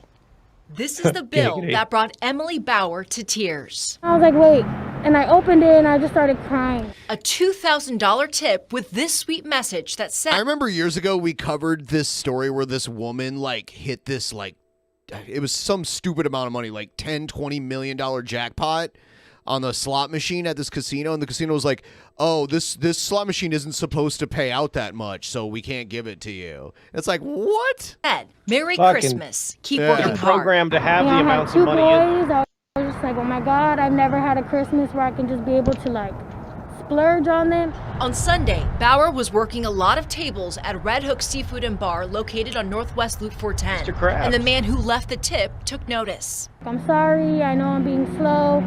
And he was just like, no, I understand. He also mentioned that he owned restaurants, so he knew how hard it was to be a server. Bauer says she was in disbelief when she tried to retrieve the money. He just kept saying invalid, invalid, invalid. She says her manager told her the system couldn't process it. She said the limit of a tip is $500. I don't think it's our responsibility as a server to be like, no, you can't tip me that much, I'm sorry. Or, oh no, there's a limit, I'm sorry. If that's the case, there should be signs posted on the restaurant. Bauer says the customer even followed up with the restaurant, but she says the manager told the customer they could not process the tip. Still, Bauer isn't giving up. She's already posted the bill on social media and hopes the generous tipper will hear this. Even though I can't receive it, thank you. Thank you for having such a big heart. You know, this world is full of messed up people Like, To be it's honest, just, how I mean, did I he would know be I pissed off needed as the that? person that wrote the tip because it's like, what the fuck happened to my $2,000, motherfucker? Well, nowhere here is saying that the restaurant can't kept the money, right? They're saying that it didn't process. And a lot of times you can write a tip too big that the credit machine won't take it. So this could be on the credit card company here. This could be. I'd still be kind of mad though. Just something swallows $2,000 of the money and then this person doesn't get it. That's really upsetting. Well, I don't think that the person is going to be charged that tipped. Yeah. Like they'll a lot of probably times- charge him $500 for the tip and then give her 500. Can you do that though? Because it didn't contractually say 500; it said 2,000. I So don't are know. they unable to process the tip at all? What should 'Cause he didn't probably sign happen for 500. What should probably happen is if the person who left this tip sees this, they should probably go to the bank and take out 2,000 cash and give them to the waitress. Yeah. That would make sense. Yeah. A lot of times as well, your bank card won't give $2,000, so it'll deny. Your bank will limit you whether they can process it at the restaurant or not. Your bank limits it when you write it. I think this is a lot like when I used to go out to eat with Onision. He would write $2,000, $3,000 on the tip, knowing that they'd have to void the entire bill. And we'd leave before they caught him. if this He guy really did that shit. if this guy I mean, if it, Oh it my makes God. sense. if this guy owns a bunch of restaurants, he might have a higher limit on his debit card than most of us do. Yeah. Maybe, yeah, but it could be this company couldn't process it with their credit limit as well. Like they're saying they can't process it. Then nowhere did it say that they took the money, right? No, yeah, it doesn't say that. It doesn't say that they charged the money. It says they weren't Sharon, able to. did the restaurant take down the man's number or name or any other information? Deborah Bauer says she asked for all of that, but she says they didn't take down his information.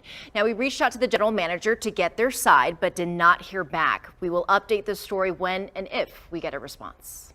Mega tip. Bum, bum, bum, bum. I don't know if I ever saw Onision's actual tipping number, but I don't think he was a low tipper. He would always like offer to pay for everybody at the table. He was very kind when it came to that. I don't think he was stingy. I remember he showed a picture of a receipt he had where he tipped, and he wrote Onision in the signature fucking thing. Like anybody who's a random person serving you would know who the fuck that is. When you tip a high tip, you don't do it so you can show it to the internet and show everyone how generous you are. You know, well, unless you're him, right? That's what I'm saying. So also, Billy would tell me that he was very weird and distant from anyone waiting on him at restaurants because he would be like, "Oh, I'm never gonna see these people." Well, yeah. What happened was Shane Dawson made the claim. He was like, one thing that was really weird about Onision was he would never look waitresses or waiters in the eye when we went out to restaurants. It's a sign of autism. And I asked him why. I do think he has some sort of mental situation, a social like flaw mentally. I don't know what to call it. But I asked him when we were at a Denny's one night, like, why don't you look people in the eye when they're waiting on you? And he goes, I'm never going to see these people again. What does it matter? And I'm like, Did a bunch of ravens just fly in the background when he said something that edgy? God, for real. I'm like, well, the whole thing is they're bringing you your food. They're providing you a service. It's customary to treat people who you're trusting with things that are going in your body well. Yeah. Maybe I'm wrong about that. They have to work at a night shift for Denny's, for God's sake. They deserve the niceness. Well, and there's so many people who aren't nice to waiters and waitresses, right? Like you try and be one of the good ones because you want to be part of the solution, not part of the problem. But he's just like, nah, I'm lawful neutral, or I'm lawful neutral. Is that it? He's more like a chaotic neutral. I don't know. Everything he does, he justifies based on the law. Like he's like this. I'm going to lock you in my basement because you did weed and it's against the law. Girl, let me lock you in my basement cage. He uses the law as a method of control, as a way to be righteous. I see him as a lawful neutral, lawful evil. I don't know if he sees himself as evil. It doesn't matter what you see yourself as, does it? Yeah, if you're locking somebody in your basement with your own rationalization for why you're doing it, that's great. That makes sense to you. But what about the person in your cage? How do they feel? Next video. Here comes the next video. So let's talk about sexual immorality, mainly homosexuals. Now, like every other group besides white people, Christians, and straight people, which are really the only groups in America that you are allowed to criticize as a group and blatantly hate them without being ostracized or having any fear of pushback or losing your job or anything like that. But when you criticize homosexuals, you are labeled homophobic, which, just like racist or anti-Semitic or Nazi or fascist, has basically lost all meaning or never had meaning to begin with. And so by being homophobic, it's what? People like this is fucking logic just makes a hole appear in my brain. Right. I just love it when people talk about sexuality who have not an ounce of sexuality themselves. Yeah. That's like the most unsexy person I've seen. He's got the stunted bowl haircut with the unkempt chin neck strap beard. You may think it's gas powering my car. It's actually my raw sexual energy. essentially just a Marxist linguistic trick used to silence dissent and to pathologize natural reaction and pattern recognition. And I don't like the term homophobic at all. Whoa, my brain is so big I can barely fit it in my car. My brain is so big I got a jump cut. I love people who are so busy with their lives they can only make their YouTube videos in their car on their way to work. That's actually pretty cool. I like how it's so bright wherever he is. It looks like the sun just went supernova. Okay, so he doesn't do it in his car because he's busy. He can't do it at home because his mom will hear him making it. Like, this is the only, like, soundproof place he can make it where no one else will hear him doing it. Phobia means unnatural fear. So homophobic implies that you have an unnatural fear of homosexuals. I have no fear of homosexuals. I have a perfectly natural disgust at homosexual behavior. If anything's unnatural, it's homosexuality. Don't watch two guys fuck. It is an abomination to God. Guess what, Bubba? If religious excuse, he was like they're an abomination. It's an abomination to God. If you think that you have to be scared of something for it to be a phobia, then you're not understanding language, because language changes and adapts, and your idea of arachnophobia being a fear of spiders associated with homophobia would have to be a fear of homosexuals. You are wrong. If you're such an intelligent human being, accept the fact that language can have different variations on its existence. You're the fucking one stuck in the past trying to make something that isn't something it can't be. You're a fucking dumbass, dude. With all your big $10 words, you can't get yourself a $5 fucking haircut. Get out of here. And just accept the fact that men fuck men and women fuck women. Get over it. Just accept the fact that gay guys are better at picking up chicks than you are. In the DSM and the American Institute for Psychology, homosexuality was considered a mental disorder until a bunch of and the world was considered flat at one time. The sun revolved around the earth at one time. Science changes. That's the thing about science. When more data is received, then science morphs along with the data itself. So yeah, something that used to be considered a mental illness is now no longer considered one. And it wasn't always considered a mental illness. If you go back in time, boy fucking was pretty chill in a lot of cultures. Yeah, don't these guys all like Roman fucking iconography and stuff? All these like far fucking right people and shit. Hey, guess what? Your Spartans used to do? Fuck little boys. Homosexuals basically. Onision is a true Spartan. Remove it. But if you really think about it, whether you're coming from a religious or a secular standpoint, which I don't really think there's much of a difference in this case because they both come to the same outcome, that homosexuality goes against All nature. new at 10, from a San Antonio server gets God, a whopping hold on. $2,000 tip. I don't know why that video keeps playing. I'm gonna close It's haunting you. It's the Yeah. ghost of video past. Where is it? That's not it. In other news today, a ranting bearded weirdo hit 4 people on the sidewalk Yeah. religious standpoint or a secular standpoint, our main goal is to procreate.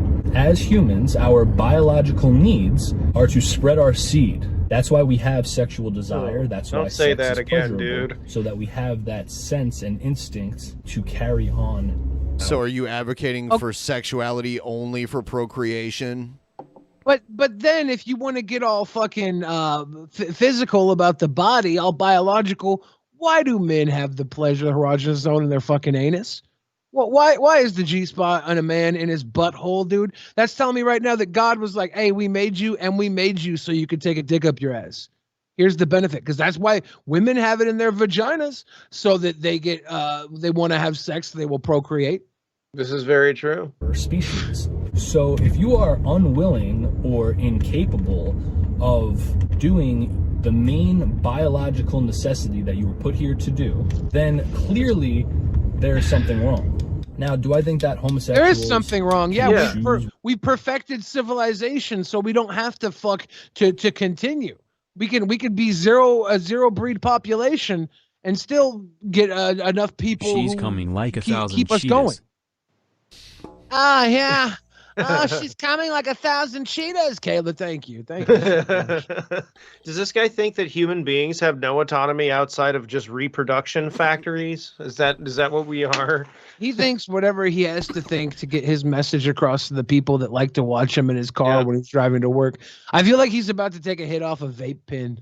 whether or not to be homosexual. I got rid of mine. No, I don't think that you can control your wicked desires. I think that we all desire to sin. Your wicked and to desires. commit wicked acts, but you definitely can control whether or not you act out on those desires. I'm of the opinion that there's a strong correlation between sexual child abuse and becoming homosexual or becoming some other type of sexual deviant. If you look at some of the statistics, Oh if you can boy. find- You know what? As somebody that went through that, let me tell you something, buddy. Fuck you. Okay? You know what? No. People that get abused as children do not turn out just to be gay or child molesters. All right? Maybe you did, Mr. Josh Firestein, without a fucking hat. But you can take Yeah. that shit and shove it right up your fucking ass. there I are- hear there so are- much from you yeah. fucking people. You can fuck yourself. There are some people that get abused and they become abusers. That's not just with sexual abuse. That's No. with physical abuse, all sorts of abuse. Yeah. You it becomes normalized to you because it happened to you at such a young age. It does, but I'm it's sorry, not to that's say that all of psychological. them, Exactly. turn out to be that way. And I hate it when these assholes lump it in the category, especially Yeah. considering when he wants to use religious argumentation. Well, how many people in the church wanted to fuck little boys and shit? They're altar boys. So fuck Yeah. yourself, motherfucker. anymore. You'll see that around 70% of homosexuals Yeah. have claimed that they have been molested or sexually That's not true. abused. Where's as the children. fucking Now, statistic of course, that's written? not What going to- stone is that graved on? Right. I think the only homosexual he knows is Milo Yamalopoulos. So yeah, so that's where he's getting his information from. Milo Snuffleupagus. Every single Yeah. time. Milo but likes black cockamus. I think it He does, is though. fair to take a look at that and see that clearly there seems to be some type of cause and effect. I'm sad, Big These Bird. jump I cuts lost make it my look like book he's just deal. recklessly driving through the city like he's in GTA. But even if you cannot choose who you are sexually attracted to, as I said, you can choose whether or not you act out those sexual acts. I have a follower who as I'm gonna say, making the choice to fuck a guy is not a bad thing. And if you don't want to fuck a guy, you shouldn't have an opinion on whether or not people should fuck guys. Yeah, you just have an opinion on yourself fucking a guy. Like if you don't Yeah. want to, that's your opinion. That's your choice. Here's my opinion. Oh, go ahead. My opinion is if you have an opinion on fucking guys, then you're gay. Whether or not it's about somebody else or yourself. If you think about somebody else or yourself fucking guys, you're gay. No, Well, I this don't guy's think- argument is just live in repression. I too. don't- just be repressed. I don't totally agree with what you said because I think anyone has to consider any action to know whether they do or do not want to take that action. So you think about the possibility of doing anything when you decide to do or not to do something. Well, initially, but if you let it linger, if you think about it long enough to poise the if you have on to a like YouTube video, fight if you're not like I can't stop thinking about this. Yeah, sure. or even if you just have to talk about it on your drive to work while you make a fucking YouTube video. I'm sorry, bro. No straight person thinks this much about gay sex. I can't stop thinking about those cowboys' butts. They just drive me nuts. Claims that he's a homosexual. 18 naked cowboys in the showers at Ram Ranch. I've had like my gay friends fuck in my shower, right? I didn't walk in on it. My friend walked in on it, and he walked in on it, and he's like, I just walked in. No, not Joe. It's not guys. I just walked in on Brian and Skippy fucking in the shower. And I was like, did Joe just walk in on like, oh well, shit? I don't think I've ever walked in on Joe having sex. He started sex while I was in the room, but I never walked in on activities it. At all. But the idea was I was like, oh, that sucks to see, and then I moved on. You know, it's going on in my house at the moment I'm in there, but I don't give a fuck. And now that I know about it, like, it's too bad you saw that. Deal with it. Goodbye. And it was out of my mind. That those desires. Well, at least I know I can fuck in your house, and you're not gonna care. Respect for that, because obviously he can't control his desires, but in the he shower, knows that it's wrong. He knows that it's sinful and an abomination to God, so he doesn't act out on those desires. Now, the main thing that you hear when people are advocating to allow homosexuality or homosexuality, this is you guys are great. Have some tips. Oh, thank you. Yeah. This guy, he has like the beard and the short hair up top. And he's in his car. He's almost like Bizarro World Egghead. he's homophobic Egghead. Hey guys, Egghead here. God, I sure don't like the gays. Says, why do you care what two grown adults do in the privacy of their own home? Now, that's clearly a libertarian talking point, and one, as a nationalist... It's not a talking point, it's a sensible question. Why do you give a shit? Who gives a fuck? The It's none of your well-being of your business. nation. You're supposed to look at your nation as an extension of your family. Obviously, that's increasingly harder in the United States of America, in a multiracial, multicultural... Why is it harder to look at other citizens of America as your family because of multiracial people? Like, what? That makes it harder for you? This is fucking weird to me. You're supposed to look at other Americans of your nation as an extended family. Then why don't you want to take care of the people in America? Well, why do you want to ostracise them and force them into taking care of themselves if they're your extended family? It's the people of other races he doesn't want to take care of. That's what this makes is his it so way hard. of being like, look, I would love to take care of all the white people.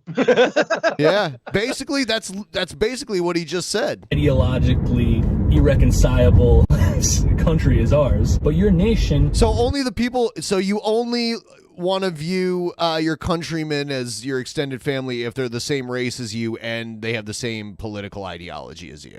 I want the country to be filled with the exact same person everywhere. We are the bog, you will be assimilated, resistance is futile. Yeah, there you go. Is only as good as what it tolerates. And it's the same reason I don't want to have junkie. Dude, you can be friends with Nick Fuentes. Only me and Billy will probably really care about this, but XRP had another rally. Oh, yeah? Yeah, where it like popped up to 63 cents, but now it's slowly going down again. They're pumping and dumping, dude. He's nodding out all over the sidewalk. The libertarian idea of, well, if it's not directly impacting your personal life, then you shouldn't care, is just insane. Tolerating and condoning sin and degeneracy is not charity. I mean, I can say you're a degenerate because you're an asshole and you're intolerant of anyone who's different than you. To me, that's degeneracy. Yeah. You don't have to tolerate sin by participating in it. You don't have to participate. I don't think sin is real. But even under Christianity, only God can judge. Yeah. If they're So sinners, so you why can't push your stop them viewpoint on from other the people? sin. It's not your job to stop them from the sin. It's your job to love the sinner, not the sin. Yeah. I mean, why push your morals and your viewpoints on other people? I mean, what good is that really going to do? You're not really going to convince people, oh, I guess I just better stop fucking people in the butt because this guy in his car said so. Yeah, You know? I believe in sin because sin is a lot easier to say than choke you until you can't breathe, your brain gets all fuzzy, and then I blast one in your throat. I like to sin. Tolerance is not a Christian virtue. And as for people saying that, oh, well, it's just two grown adults doing what they want in the privacy of their own home, even if it was, I still don't think we should tolerate it at all. But it's clearly not the case anymore. What do you mean, even if it was? It is. Anymore. It's in every form of media, on every television show. We have Gay Pride Month. It's not only tolerated, it's promoted. Where do these people get this idea that in every single facet of media you see gay shit? What are you fucking watching? Maybe if you stop watching Bravo It's all called day. the porn that he watches. Yeah. All that gay porn that he watches is inundated with this degeneracy. The homosexual agenda is so strong that immediately after the rain pours down and washes away their filth from the earth, a goddamn rainbow pops up in the sky. And that's wrong. I can't even go on Black Raw anymore. Brave and prideful. It's literally like spitting in God's face. People like to say, oh, well, Jesus or coming had in God's lunch face with prostitutes. Man, and can you other imagine like being the first human being or one of the first human beings to like see a rainbow and not knowing what the fuck it was? That'd be crazy. That was out of peanuts. Out of nowhere, there's this giant beam of color. You're like, what? You're supposed to love Caleb, sinners. how many of those mushrooms did you put in the stew? I would imagine that everyone was relatively high back then. Oh, yeah. They were probably eating a lot of natural things that got them fucked up. Because you would find like the mushrooms, like, these are good. These are good. We got to eat more of these. And you're walking around with fucking rainbows. Everything's crazy. There's colorful birds and stuff because we didn't start eating the lazy, colorful birds as often as we did. Like, didn't start hunting to get them out there. Oh, man.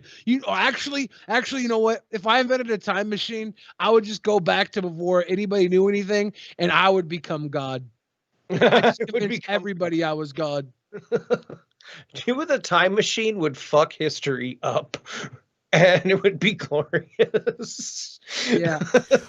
Yeah, Billy goes back in time. And then in our current timeline, every restaurant in the world turns to a Chipotle. No, that's not true. Oh, That's whatever. not true. Every church in the world would be a Chipotle. I'm not evil. I'm not evil. I'm smart. You are evil. Instead of I'm a smart. fucking No, you're these your guys. middle school. It's really Well, before Hold we on. get to these guys- No. I don't. No. You're gonna. No. Yes, Okay. yes. Before we get to these guys, I got an article.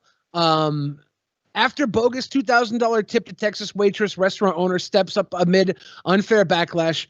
So a bogus tip to San Antonio waitress on Saturday night turned out to be fraudulent. The owner of Red Hook Cajun Seafood and Bar is paying his waitress the $2,000 tip plus the uncovered $69.01 meal, despite having to defend against inaccurate attacks on social media who unfairly blame the restaurant for the ordeal. So is the it guy really? stiffed the bill? Yeah. Fuck. Is it really the thought that counts, or would the cold hard cash really send home the message?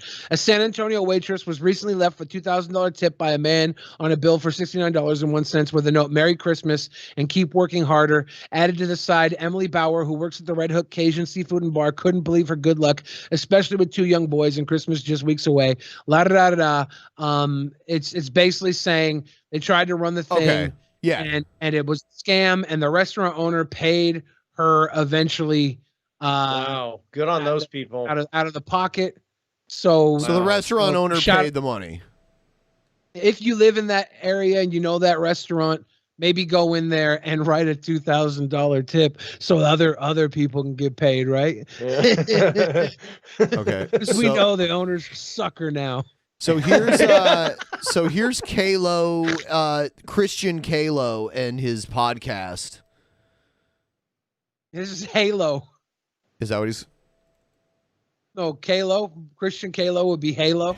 Your middle school allowed sodomite clubs. My high school. Your high school allowed sodomite clubs led by school teachers to go in and to hurt the children. What? That is a proven fact. 5A What is high with school this Hudson, footage in the Florida. It's the guy that Supreme was at a rally and he got punched in the back of the head by somebody. Oh. They show the clip of him getting punched in the back of the head because he's a Trump supporter. But if you watch the beginning of the clip, it shows him starting shit with multiple people in the crowd, punching multiple people in the crowd. After like attacking multiple people, he walks away triumphant and then gets socked in the back of the head. So he was being an Say asshole that and people beat the we shit are out of him for allowed being an to teach asshole. But they don't play the beginning part of in the clip. high schools and in colleges. It is a fact. They are allowed to, folks. I know they want you to think that you can only teach evolution, but that's not true. They just don't want to teach Maybe this creation. isn't that clip. But there was a clip similar. Creation. They like to play clips of Trumpers getting punched and socked. These guys look like a weird wrestling group from the 90s. I swear to God. Like the Dudley Boys or something. It's got to be the fucking Suspenders. So they're bitching about creation not being taught, but creation, there's nothing scientific about creation. So you could only teach creation in a religion class because it's religious. What would you even teach about it? God made the world and that's it. That would be the class. I mean, I went to a religious school, so I did learn about that in school, but I learned about it in religion class. They didn't try to teach it to us in science class. As if it was science. I went to private religious school too when I was a kid, all the way up until like my senior year of fucking high school. I went to schools like that, and they gave you the option for both. So. Yeah, my school was a Catholic school, and at least Catholics understand the difference between science and religion. So they didn't actually Catholicism officially accepts evolution and the Big Bang and all that stuff. So yeah. That's one thing that they're actually progressive on amongst the hundreds of things that they're not. This guy got a big bang. He should have not been a dick to these people. They just don't want to teach creation. They don't want to teach God. But it's okay if you're a Muslim. They'll even give you a dedicated room so you can go pray to whoever Allah There's a is in dedicated their room minds. in most high schools for people to go pray. Yeah, there's prayer groups. You can't have it part of the curriculum. There's prayer groups in every public school. So yeah, there's nobody keeping them from praying in the school. It's keeping it out of the curriculum. I love how they're too stupid to understand. They're either too stupid to understand it or they don't want to understand it because then they can't claim persecution like they do. Well, they are too stupid. Yeah, they are. And I think what's really fucked up is they really haven't, initiated this guy in the middle. They need to fatten him up some more. Yeah, The cool thing about the Bible is you have to be too stupid to believe it, and then you are too stupid to defend it correctly because you've already stupid enough to buy into it. So when you're out here making this claim, they're going to rape your kids and tell them Muslims get their own private VIP room while your Christian kid gets butt fucked. Well, no. But that's okay. But you take a Bible to school, you're going to get suspended. That's not true. You can bring a Bible to school if you want. There's literally no school in the United States that you would get suspended for bringing the Bible to. Nope. No. I'm willing to bet most public schools that have a library have a copy of the Bible in the library. I mean, I went to public school in my senior year for high school. And it was weird too, because transitioning from private to public when you've been in it all your life is odd. Yeah, they had Bibles in there. They had all kinds of different religious books in their fucking library. I would check out. I would check out the Bible all the time and draw dicks on certain pages. Someone in the chat said you just can't pass out Bibles to people. No, a student can pass out Bibles to people, but the school can't require all students to accept Bibles that they're giving to them. The school cannot cannot pass out Bibles. It can't be the school doing it. But students can start a Christian group at school, a prayer group at their public school, and do that on their own time. It's just the school as an administration can't do that. I don't understand what's so hard to understand about this. It just looks like a fucking cream filling in between two fat halves of a group of students They're looking at him like he's gonna eat him. A group of students can get together and pray on their own. It's just the teacher can't lead the classroom in a prayer at a public school. The same thing is with the business you just watched, where the guy got the guy fired. Yeah. Amen, right there. I'm like. I don't know what else we can say. I don't know. There's nothing else we could say. So let's go batter dip. It's outstanding. You go to your school. You have to suffer through the day. Sitting down. This guy's all scatterbrained in the last video of theirs that we watched. The guy in the middle, he said something that even they ended up like censoring out of the video that they uploaded. He said something like people should be shot or something like that. He doesn't know how to do. He doesn't know how to do rabble rousing. Yes. Like the two fats on the end. Yeah. So he tries to rabble rouse, and he just goes to, they should just be murdered. Yeah, and they're like, You're like, hold on, only dude. after a fair trial. I mean, They have him here because he's probably the one in their congregation that all the little girls come to church on Sunday to look at. There's always all the fucking churches have like a youth group head leader that keeps all the little girls coming in every fucking Sunday or Wednesday night. Are you saying he's cute? Is that what you're saying? At the church, he's their cute guy. You've never been to their church. You don't know who goes there. I'm asking. This is how churches work. Dude, you're assuming all this by looking at him. You must think he's cute because that's why you're saying this. You're creating this entire story in your mind. You're like, oh yeah, all these girls must come based around this guy.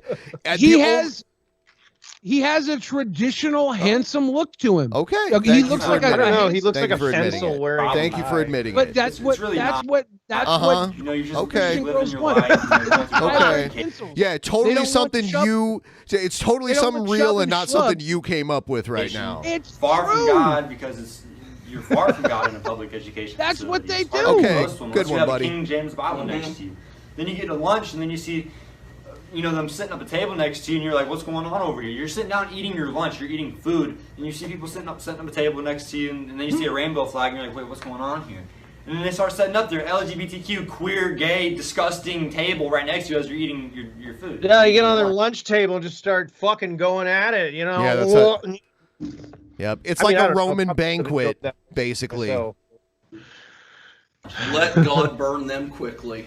It's Let God burn them quickly. Wow. Literally the public school system, folks. It's got nothing to do with anything else except total propaganda and indoctrinating your kids, starting from kindergarten with my two daddies or my two mommies. I mean, they start giving revival on the wall. out condoms in some schools in 6th grade. Yeah, and in your schools, the 6th graders get pregnant. Do y'all have anything else to add to this? I think I'm said enough. He's been wanting to end the video for a while. He tried to end it a couple minutes ago. Well, that's about all this. There must be hot food ready for them. Right. Like off camera. Yep. Look, the butter in my coffee's getting cold, okay? The butter. The pull back. Oh, we already watched this. God, she was a gem. How great has Giuliani's fucking rogue gallery of assistants been? He's like Charlie's Angels. If Charlie was a fucking dumbass and his angels were dumber than that. Wasn't on the perfect Karen face. Well, let me tell you. Fucking wow. Yeah. Getting bitched at fucking Starbucks face.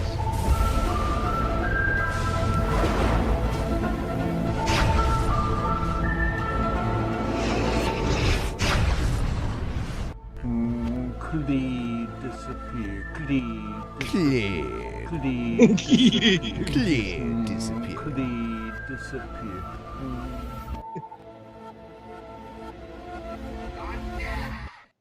All right. Here's our buddy Kevin Joseph King. Haven't seen him in a while. We missed you, KJK. It's been a while. It's been a while, KJ. What? Hello, everybody. I'm Captain Evil. I am Captain Evil with the mask, with the red and white mask on. I am Captain Evil. I'm coming to get y'all. I bet you didn't know that Kevin Joseph King's was the secret identity of Captain Evil. Oh no. This is the real guy. This whole time, KJK was actually Captain Evil. Did Captain Evil drug KJK and make him release a bunch of sex tapes? Yes. I'm coming to get y'all. I am coming to get y'all. I am Captain Evil. Okay. I am Captain Evil. I am Captain Evil. I am Captain Evil. I am Captain Evil. I am Captain Evil. Well, somebody sampled him and made a song out of it one time, and ever since that happened, he's been adding songs to all of his videos. Hoping it's like it'll literally happen like the day after that video came out, he must have seen it and he must have loved it, and now he's like trying to get people to remix his stuff now by adding a musical accompaniment to every video, and it's the smartest thing he's ever done. He's actually highly effective and intelligent as a performer. He uses far less words than any of us do, and maybe he doesn't get the views or the money or the respect, but it engages the hell out of us. Yeah. I can watch this all day. Yeah. It reminds me of like War Corpse with all of his clocks on the wall because of the calendars. Yeah. We'll play the song. We're actually featured in the song. See y'all. Shit. My last name is King. My middle name is Joseph. And my first name is Kevin. I did the police call Choco, y'all. See right here is Ben. This guy is Billy the Frizz. Billy and Ben. Y'all see it? Billy the Frizz, he lost weight. He was being a big old balloon. Y'all see it? Billy the Frizz, he lost weight. Y'all see it? 400 pounds. Big old balloon. Fat guy. Fat guy. Big old fat, ugly, plump. Sorry. I didn't mean to say ugly. I eat food all the time. I'm gonna eat. Eat. And eat. And eat. And eat.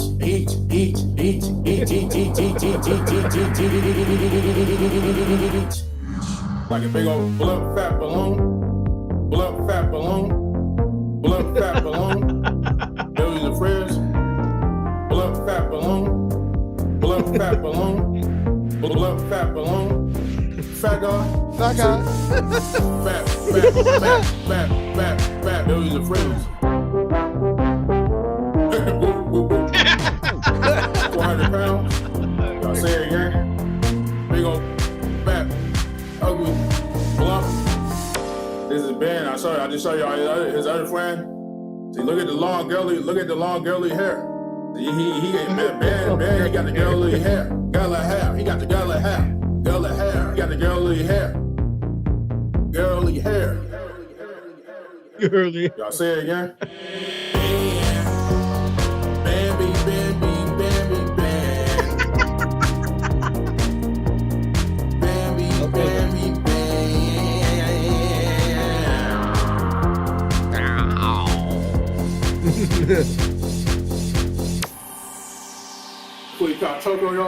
And I love how he's just like staring into your soul with mask here. Now, I do want to point out, because I see people in the comments, he did call Billy ugly, but he took it back immediately and apologized. Yeah, that was Captain Evil coming out. Yeah, that's where that came from then. Evil. I am Captain Evil. I am Captain Evilly. I am Captain Evil. I don't know why I say Captain Evil. Like, he just laughed at it. I meant to say Captain Evil. I am Captain Evil. I am Captain Evil. Ha ha ha ha. I am Captain Evil. I am Captain Evil. I am Captain Evil. He's trying to make a single, like he wants to have a follow-up hit. Maybe I'll have to do that. I fuck with music. Everyone knows. if you made one, if you remixed one, I think everybody here would love you even more than they already do. He's been one of our brand new what is this guy's hits. name? Kevin Joseph King. Kevin Joseph King. Yeah, he's been one of our new additions to the show recently, rather recently. Trumpster Bob is another one of the new. Now, like, and these are two sides of the spectrum, because like Trumpster Bob is an antagonist, but we like KJK. He's cool. You know what we should do for our next private show? What? we should get every person that we kind of like comment on between antagonists and what's the other one? The other crazy people, all our crazy people. Oddities. Yeah, oddities or oddities antagonists, and we should go throughout the entire episode, get a linear graph and line them up from the sweetest of sweet boys to the most sourest of Skittles. He's got a video on his fucking channel here where he puts on a fucking mask like the little doll thing from Saw. Oh, What the you know fuck? what? You know what? Go to Google and just search his name, Kevin Joseph King, and then click on the video section and let me know what you see. All right, Kevin Joseph. Big old fat balloon. Yeah. Big old fat balloon. Videos. Big Yep, old click fat on balloon. videos. Big old fat balloon. Ah, motherfucker! Why would you fucking do that to me? I wanted to stop you from looking. Celebrity. How many fucking videos did this dude upload? There's one where he's just like peeing, like he's just peeing all. He like fakes the pee for a minute. Yeah. He's like just holding his dick like he's about to pee. He looks in the camera like he's a deer in headlights. Like, you looking at me, y'all? You looking at me, y'all? I might do it. I might do it. Oh my god! Might drip a little pee pee, y'all. But you know what? You're right. You're right, Billy. We should do that. That'll be our private show. That'll be on Sunday. Sunday, December 20th, which also happens to be the day the Electoral College is going to confirm Biden's election as president-elect. So We hope. Yeah.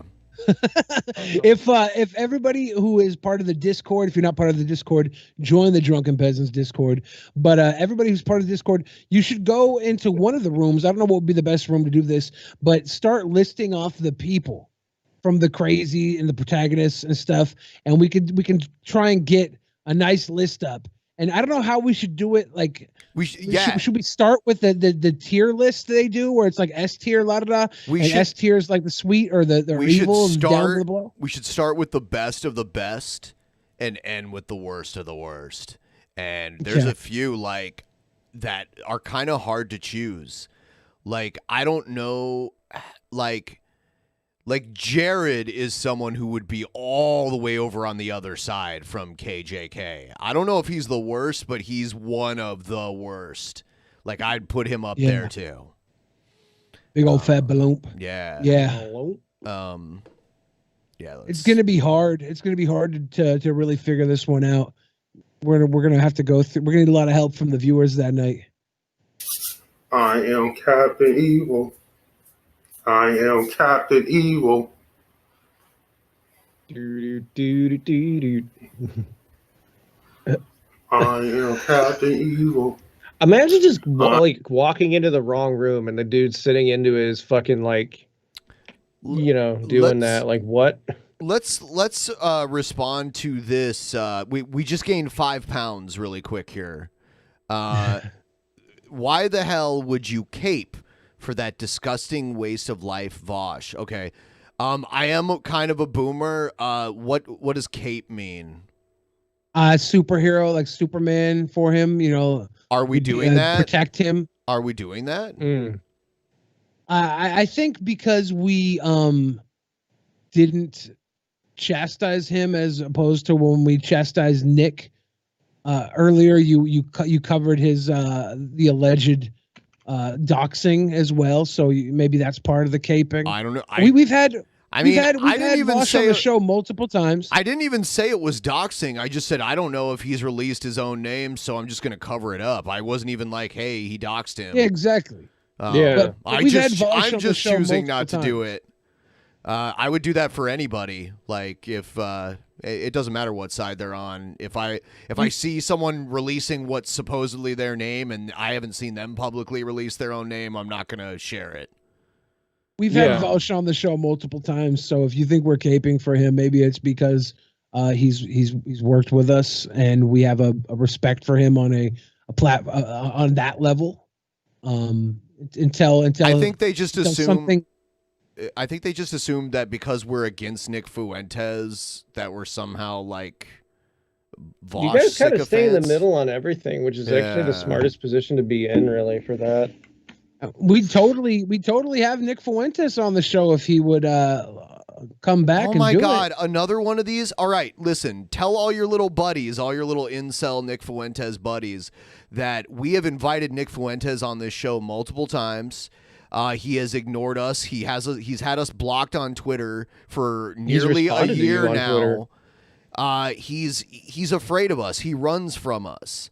So you know what? Actually, tell him this. Tell him we will smoke his weed and hang out with him for a couple of hours on our show. Yeah, we're like the cool guys that he would have been glad to smoke the weed with when he was in I'll school. make the trip up there to do it too. I don't fucking give a shit. Fucking yes, I'll do it. We'll all hang out with Nick Fuentes and smoke his weed, and he's more than welcome here on the show. Why does Nick Fuentes spend his time blocking nobodies? Well, it's because he shit his pants in high school, and he Googles his name all the time. Damn. And he's very insecure, so he has to block people that don't just like have a dissenting opinions against his political views, but literally just talk about him shitting his pants in high school. They always do this too, where they say they're not actually a Fuentes fan, but somehow they're here like defending Nick Fuentes. They like came out of nowhere. I mean, to be fair, Neon Noir is giving us money as well while going And that's through cool this. and all. Like, I'm not trying to harp on. we're not Neon huge Noir. Vaush defenders. If Vaush does something we don't agree with, we'll criticize him for it. If you hate Vaush, don't watch the episodes where he's on here. Yeah. Or skip over the clips that we may or may not play of him. That's all I can say. We're not going to disavow, as Nick Fuentes likes to say, disavow Vaush for having opinions that may not make everybody happy. We've had some people a lot worse than Vaush on the show, I think, and we've given them a platform to speak, and some of them even to hang themselves. There's people who have been hung on this show, people who have admitted to having sexual relationships with people who illegally have a very low IQ or who were illegally older than them. Yeah. Talk about Milo and JF. But it's a platform. It's a platform. JF came on here and announced to the world that he was in a very proud voice, and she had a very low IQ. Yeah, it was like some dude. The way he said it, it was like some dude talking about his girlfriend's boobs, basically. She has a very low IQ, like that. She is so retarded. Neon Noir says, "I'm sorry. I assume based on the title. Yeah, no worries, Neon Noir. You come into a show can lick many windows. we literally talked about Vaush for about 17 seconds. Yeah, the only reason we mentioned Vaush is because of Nick Fuentes' tweet whining about how Tim Pool has Vaush on his show, but not him. Where is it? It's right here. This. Yeah. And Tim Pool has hosted Steve Bonnell and the Pedo, sometimes known as Vaush, on Timcast Live, but not me. What gives? And the other time we talked about Vaush in this episode was when we were explaining that we clipped out that part of the name there because it may or may not be his legal name, which has never been publicly put out by him, so we weren't going to share it. And that ends the amount of time we talked about Vaush until you came. I actually think it's another. Guy's made you talk about Vaush more times than you have before. You literally did get us to talk about Vaush longer now than we would have, like 10 times more than we would have originally. I do want to point out though, I think it's so fucking weak how Nick Fuentes and a lot of other people on the right just call people the P word. Yeah, it's like when people on the other side are like, "Well, you're a Nazi. Shut up." Like they call them one of the worst things you can call somebody to just like invalidate the rest of the conversation. Yeah, I know that word has weight, dude, that fucking carries into the real world from your Twitter spurging that could fuck up real world opportunities. The weight of that word is vanishing. The weight of that word is vanishing because of this shit. It's used so frivolously. So it's the same thing with Nazi. Yes, though. I Like, agree. when you call somebody a Nazi. I agree. And It's And I've because criticized people- Vaush because he calls everybody a Nazi, and I don't agree with all of the people that he says are Nazi. I'm pretty sure on one episode he like, I think it might have been the episode where he debated. I think he did allude to me being a Nazi. Did he? In the earlier part, because I was like, well, I did it. Am I a Nazi? He's like, well. I'm like, okay. Well, funny. I mean, you look good in an officer's cap. I don't know. But it's just like, you don't want to call somebody the P word or the Knots word or any of those words. If you really think those words are powerful, you want to address them to people that it actually can be proven, so that people don't start writing off when you refer to somebody as one of them, in my opinion. Yeah. And Neon Noir, I'm glad you're drunk. I'm glad you're paying to apologize to us. We've gained 30 pounds. We've gained 30 pounds. I gained back all the weight I lost in the last few months just because of you. I will say one thing about Vaush, though, that I think is kind of scummy, and he probably didn't do this intentionally, but when he was on not too long ago, with Scott Henson was on, it was me, Ben, Scott, and Vaush.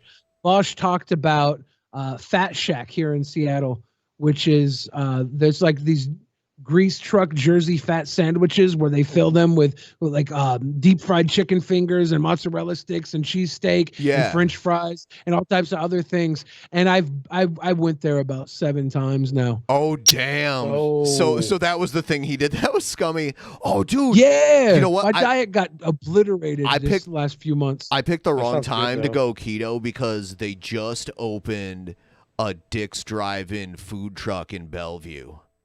Nice. Where at? I can't. I have the address of where it is. Is that like the same Dick's where they fucking insult the shit out of you? That's Dick's Last Resort. Dick's Drive-In is like an old school burger restaurant that's pretty much only in the Seattle area. And it has like, have you ever seen like you ever seen the way McDonald's used to be? Like you'd walk up. Yeah. It's like an old fucking timey 1950s diner. There's plenty of those. Around where I live. Go ahead, Billy. Yeah, it's a drive-in, right? So you walk up to the window, and they have only like the burgers on the menu, no special orders or anything. It's like you get a basic hamburger, basic cheeseburger, a special hamburger, or a deluxe cheeseburger. Then they have milkshakes, French fries. That's it. You go up, you get it started in 1954, and it's very nothing simple. has really changed. Nothing has really changed except the price went up a little bit. It doesn't need to compared to other burger places, it's very reasonable. Very reasonable for what you get. I like those kind of places because the way they always make their food is like real traditional. It's always like you get that really nice smoky kind of broiled, like charbroiled taste in the meat, and it's great. Fucking love it. Very quick service, open till 2 a.m. Good. Guys, it's the spot for drunks. Guys, please like this stream. We especially need to compensate for all the insecure Nick Fuentes stands out there. If you guys could, if you like Vaush, like the stream. If you don't like Vaush, continue donating like the other Vaush haters. Yeah. It's awesome. Yeah. Oh, give us money. We are trying to hit a goal tonight. We're 73% of the way there. We consistently hit the goals. I think we may actually be spoiled by the amount of love we get from our fans, but you guys haven't failed us since we started this, so I'm confident we're going to get there tonight. But if you got a couple of bucks to chuck our way, now would be the time 2 to 5 start the tip train. Start the tip train, and I mean, I know we can do it. It's been over 2 years now that the streak has gone on.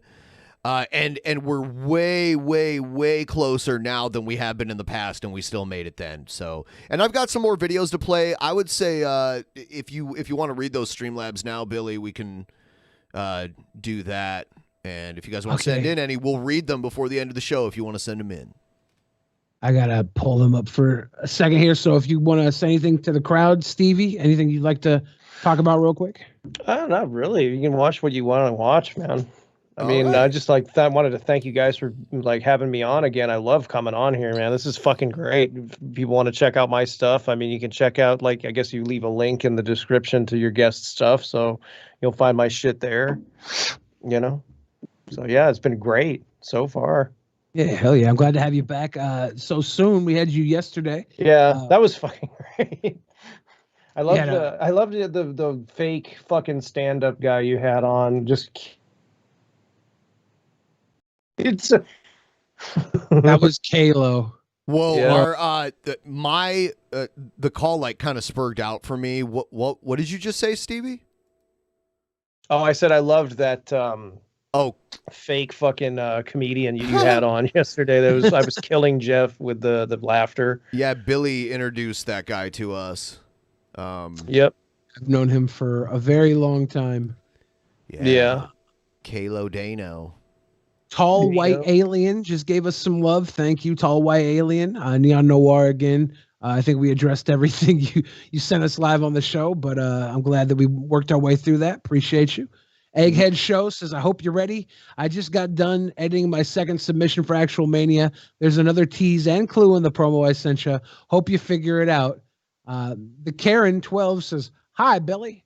Hi, the Karen 12. Coop Car gave us big love. Kayla W gave us that big love.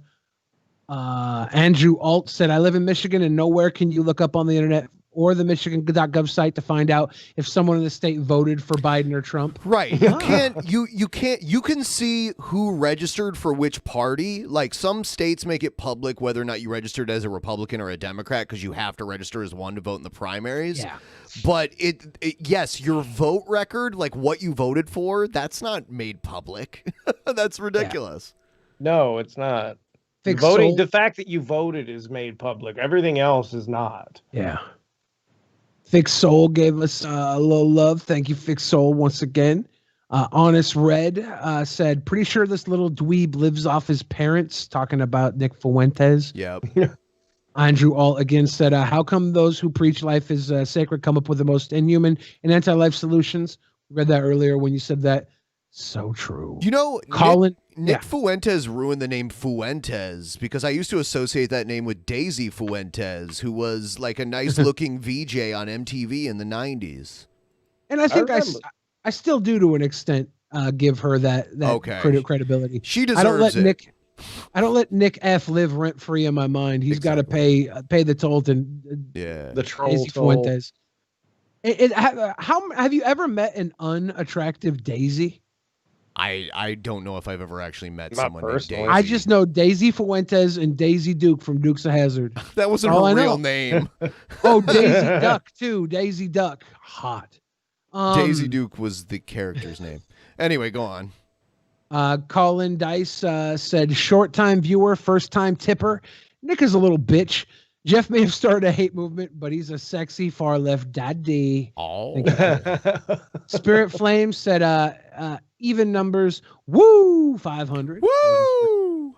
Mr. Captain Snack says, here's $5.34 to help Specs numbers thing. LOL. I'm glad I was wrong about you when I first saw you, Stevie. Goes to show the ass is the person who judges the person is before learning about them. Learning about them is the word I believe that you're trying to say. Learning about them. My CPU is a neural net processor, a learning computer. The ass is the person who judges the person before learning about them. So I'm glad. Well, you are forgiven. Yeah, I'm glad that not only did we work all of our past troubles out, but now we can make future troubles together. We can make future troubles together. Oh boy! And I think that ties us all in for donos. Except Chet Lemon came in last minute. Can we get a shout out to our fat cat Pickles the Fridge? He just had surgery and is doing great shows this week. Yeah, Chet. Shout out to Pickles the Fridge. Get well soon, Pickles the Fridge. Pickle. Yeah. Pickle the fridge. We are almost 3/4 of the way to our goal. Thank you guys for helping us get this far. We're going to keep the show rolling.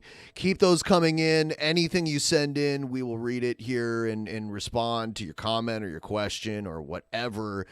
Please do it through Streamlabs. Here's more towards the goal. Yes! I still want to angrily rape Stevie's fart boozy while Billy feeds us cottage cheese and barbecue bugles. That sounds so specific. Why? Specific. Why are you trying to have me feed you the cheese horns? But Yeah, I gotta pee. I'll be right back. All right. Yeah. I also did want to say that I am trying to finish an album up by the end of the year. So there's that. And I'll actually have some stuff to share with that in the next couple of days. So if people out there that know that I do music are interested in that, I'll have that out there. It's pretty cool shit. Are you familiar? That's where my year's been swallowed by Corona, man. I mean, I've done so many fucking upgrades in here because I bet a lot of people remember this was just like a blank ass room with a bunch of random shit. And now it's red and black with a bunch of random shit. Do you have an electronic drum kit right there behind you? Yeah. I have one too. I just bought one. Oh yeah, it's an Alesis. It's a Roland TD 17. There you go. You can sort of see it. It's got like the mesh heads, the bounce. Yeah. They feel real. Like it feels like a real drum set. But my only problem is like it's hard as fuck to actually hit the snare. You're always getting a fucking rim shot because of the rim of the drum itself. It's hard to actually just get in. So I just programmed both to give the same sound. Yeah, because I was like, just like, fuck it. The rims are like their own pads. Like sometimes I'll make the rims of one of my toms a cowbell. Like if I want a cowbell. Yeah, like, or if I want like the hi-hat with the tambourine on top of it or something like that, I'll program that. It's really cool. It also turns into a MIDI controller when I plug it into my computer, so I can make each pad have whatever sound I want it to have. Yeah, the best way to do that is to actually get like Superior Drummer or any of those kind of programs really that are just Drummer. Like, yeah, well, that works too. Yeah. They're by the same company, so then you can really get a much better sound. Because honestly, the stock sounds that this thing came with were pretty shit. Yeah, the ones that came built into my Roland they sound real, but I like the versatility of putting whatever I want, on each pad. Yeah, it really, really helped with a lot of my own productions and shit because then I'm not, when I do drum rolls, clicking on the grid, like each individual fucking one. It's like 20 minutes for like one roll. Fuck it. Now I can just play it. Because when I started music, I actually started off on drums and then just learned everything else from there that I do. I'm the opposite. Like, I can make a computer do whatever I want with drums, but sitting down at a drum set, I'm just learning. I'm a beginner at it. But, well, I mean, I taught myself like guitar, bass, production in general. I mean, so I kind of just like went on a big spurk out behind the scenes of the Onion shit I was doing for years and learned a shitload about. Are you familiar with Your Movie Sucks? Have you ever seen that YouTube channel? Yeah, I've seen his stuff. Isn't that Adam, I think his name? Yeah, he just put out an album that took him like 10 years to write and record. And really? Yeah. Like total, like the songwriting time and then his time in the studio, I think it was like the last like 4 years or so. He just put it out. It's really good. He's got a bunch of, he actually got someone to come in and play cello and all this. Okay. He made it basically. He's in Mozart mode, basically. Is it like classical music or is it? No, it's like rock music. I'll have to check it out. I like his videos. I think he introduced me to the world of Cool Cat. So that was a rabbit hole. He wrote a song that Blondie actually put on one of their albums, like one of their newer, more recent albums. No, Deborah Harry Blondie. Yes, Deborah Harry Blondie. Dude, that is fucking incredible. My dad would have fucking thought that was cool because my dad used to have a huge poster of her on his ceiling in the bedroom when he was a kid, which I was like, you know what? Good taste. Yeah. She was hot in Videodrome. Blondie also is responsible for bringing the first rap song or the first Fab rap Five Freddy. MTV, right? Yeah, Fab Five Freddy. Rapture. The song Rapture. Yeah. That's interesting. I did not know that. Yeah, she raps at the end of it. Okay, I've got to hear that at some point. Yeah, the band, like the music to it, you can tell it's the band playing it, but it has more of like a rap beat style to it. That's kind of cool. Yeah. That's pretty interesting. Yeah, I did not know that, but I was unaware that that he had made an album. I'll have to check it out. That's really fucking neat. Yeah. I think it's literally called 10 Years or something like that. Oh, very nice. Let's see. Neato. Awkward silence. Yeah. Awkward silence. Silence is the palate cleanser of the ear. I thought that was Awkward Q-tips. silence. Huh. Maybe. Maybe. But yeah, no, I mean, when it came to all the stuff I was doing over the years with the Onion stuff behind the scenes, what I was doing with it was just self-teaching production and such, because I really did want to get into that. And I'm like, I don't want to spend the money it costs to go to music school. And YouTube is a wealth of information for that kind of stuff. There's a shitload of channels I follow. There's one called Spectre Media Group out there. A guy named Glenn Fricker is really good with the videos about how to do home production and shit. And I just kind of like went on a rabbit hole from channels like that for a long time. And not just for metal either, but other productions too. For other kind of genres and shit. It was fun shit. Yeah, here's the full album is actually on YouTube.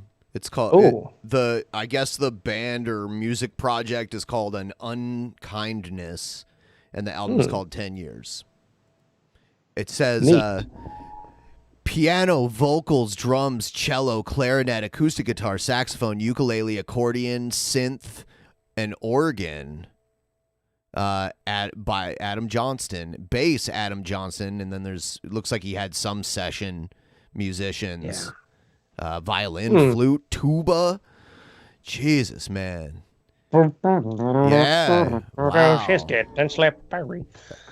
That's why I say he was like in Mozart mode with this shit. Mozart mode, indeed. Yeah. Put together a real piece But of the art fact there. that he has actual instrument, I'll tell you this though, that probably has got to sound great. It does. Because when you synthesize stuff like traditional instruments, it just doesn't sound the same. Like the literal depth and the warmth of the instrument is lost because it just doesn't translate over.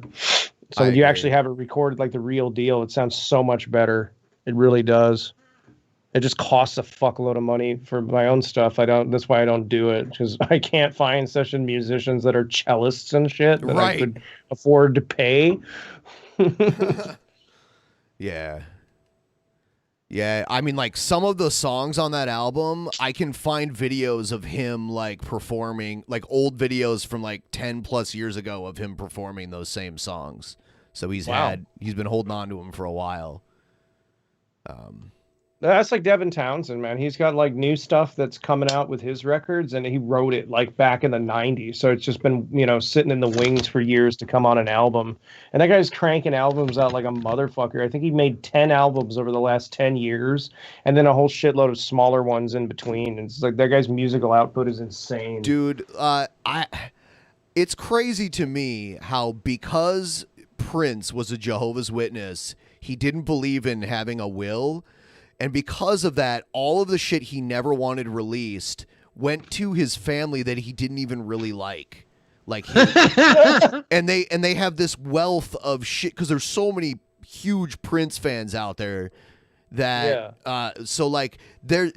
Prince basically like lived with a recording studio nearby. He recorded albums and albums and albums and albums of shit. They could put out a new Prince album like every year. For a while, if they wanted to.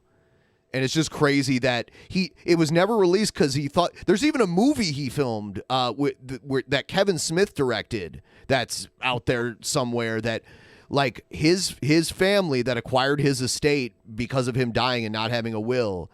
They just like every now and then they'll release some shit. Like no one had ever heard the Prince version of Nothing Compares to You. Like, they knew that he wrote it and Sinead O'Connor used it, performed it, but there was a recording of it. And it was released after he died because every now and then a new track by Prince comes out that we had never heard before. It's crazy. I never heard of that ever. Wow. I didn't know that I knew Purple Rain and all that kind of shit, but it's like, that's kind of crazy to me. I did not know that. Yeah. Wow. Yeah. He was really religious. He stopped singing. He stopped performing all of his songs that were really sexual in nature too. So he got like kind of weird about it towards the end, and there was music that wasn't quite finished or he didn't think was good enough that he held on to, but he was never going to release. But because he was a I guess Jehovah's Witnesses they don't believe in a lot of weird shit. Like they don't celebrate holidays or anything. They don't get it was a fucking trip. Blood transfusions. Well, it was a fucking trip. Speaking of Prince, when I was working in management at a movie theater years and years ago, when I lived back in Vegas, I always wondered, like, we had this little theater that was literally just a fucking tiny 2-seater fucking theater that was at the top of the fucking building. And I was always like, what the fuck is this for? It was like, what is it for, like the president of the company? And it was for him. Literally, the dude had so much. Yes. And that's exactly because my boss fucking told me that's who it was for. He had pictures and everything, and it was built specifically for him. Dude. I was like, what the fuck? That dude had so much money that he had a small theater so he could go up there with his lady or whatever the fuck, and watch movies and stuff without being bothered by anyone. That's some fuck you money. Have you ever seen the thing where Kevin Smith describes the experience of directing this movie for Prince? Have you ever seen that? No, I haven't. Oh my God. Have you ever seen it, Billy? Uh-huh. Okay. Yeah, it's crazy. And that's how everyone knows about Kevin Smith filming this movie for Prince, because he never released it. And it was like a really very like religious movie. It was almost like religious propaganda. And Kevin Smith was just doing it like Kevin Smith didn't even get paid to do it. He got Prince let him use some of his music, right? Some of it in movies. Not really the song he wanted to use either. He gave him like Morris Day and the Time, but he wouldn't give them some of his other music. Yeah. I think he sounds like he was just happy to do it.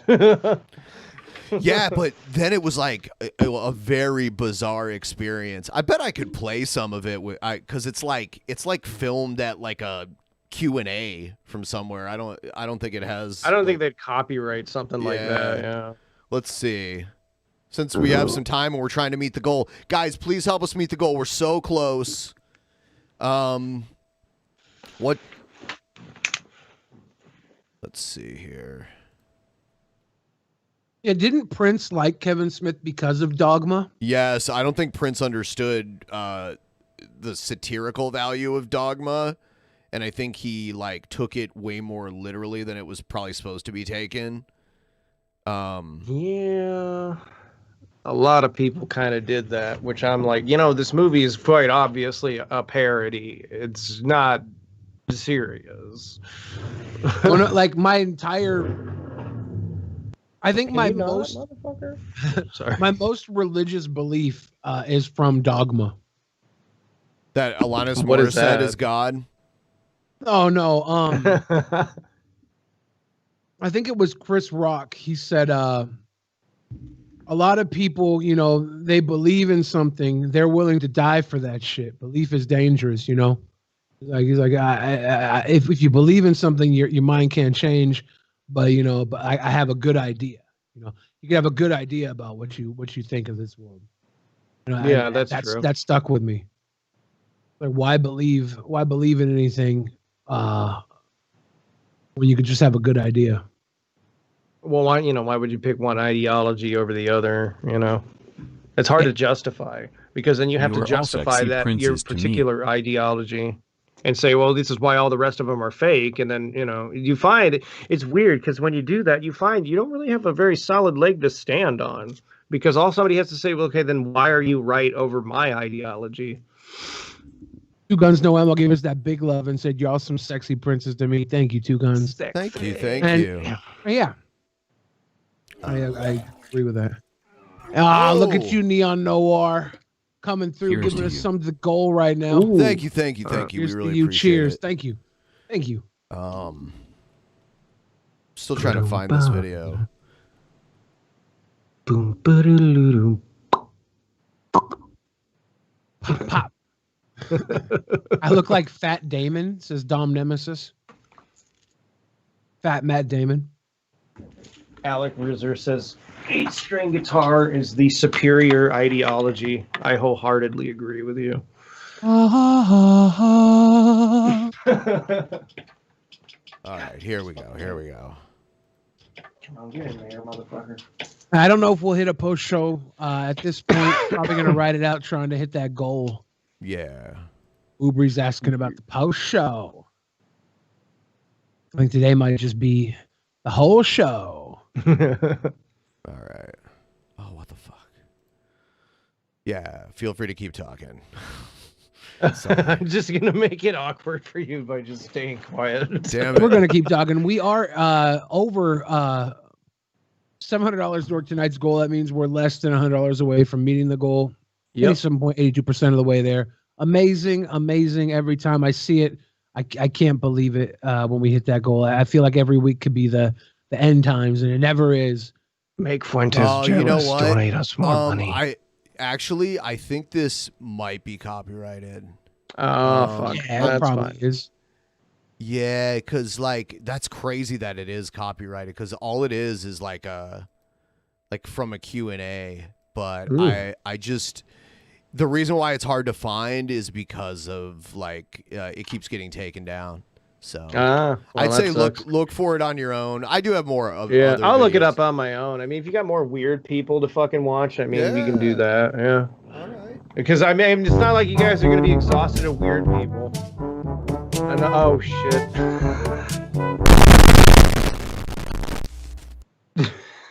Hi, you guys. I just got a letter from Brent, and I'm going to go ahead and read it. Dear Scale, well, my dear, we had quite the task ahead of us for LeVar. Luckily, we've had a stash of $25 tier Church of Gale patrons to assist us with this project. I decided this important but straightforward mission was the perfect opportunity to utilize their abilities and help them gain more experience in our fight against the Jesuits. N has recovered quite well from his ordeal with Sarah Avery, but is still partially retarded. Meanwhile, $25 tier patron Dale was excited and ready to go for his first assignment. We also recruited the help of a new volunteer, Amy Moose, M-O-U-S, Imagine if she from did the Audible YouTube book comment readings. section. She's done like audiobooks of her crazy books. Oh, no shit. Yeah, I don't. Oh fuck. I don't know if they're on Audible, but they're out there. Like they're out there. Her actually. I've heard people read shit from her books before, and it's fucking amazing. They need to be on the New York Times bestseller list, as far as I'm concerned. I gave everyone on the team a warm welcome, and after reading our warning disclaimer to them, it was time for them to start the new job. All right, I told them. Our mission is to make LeVar black again.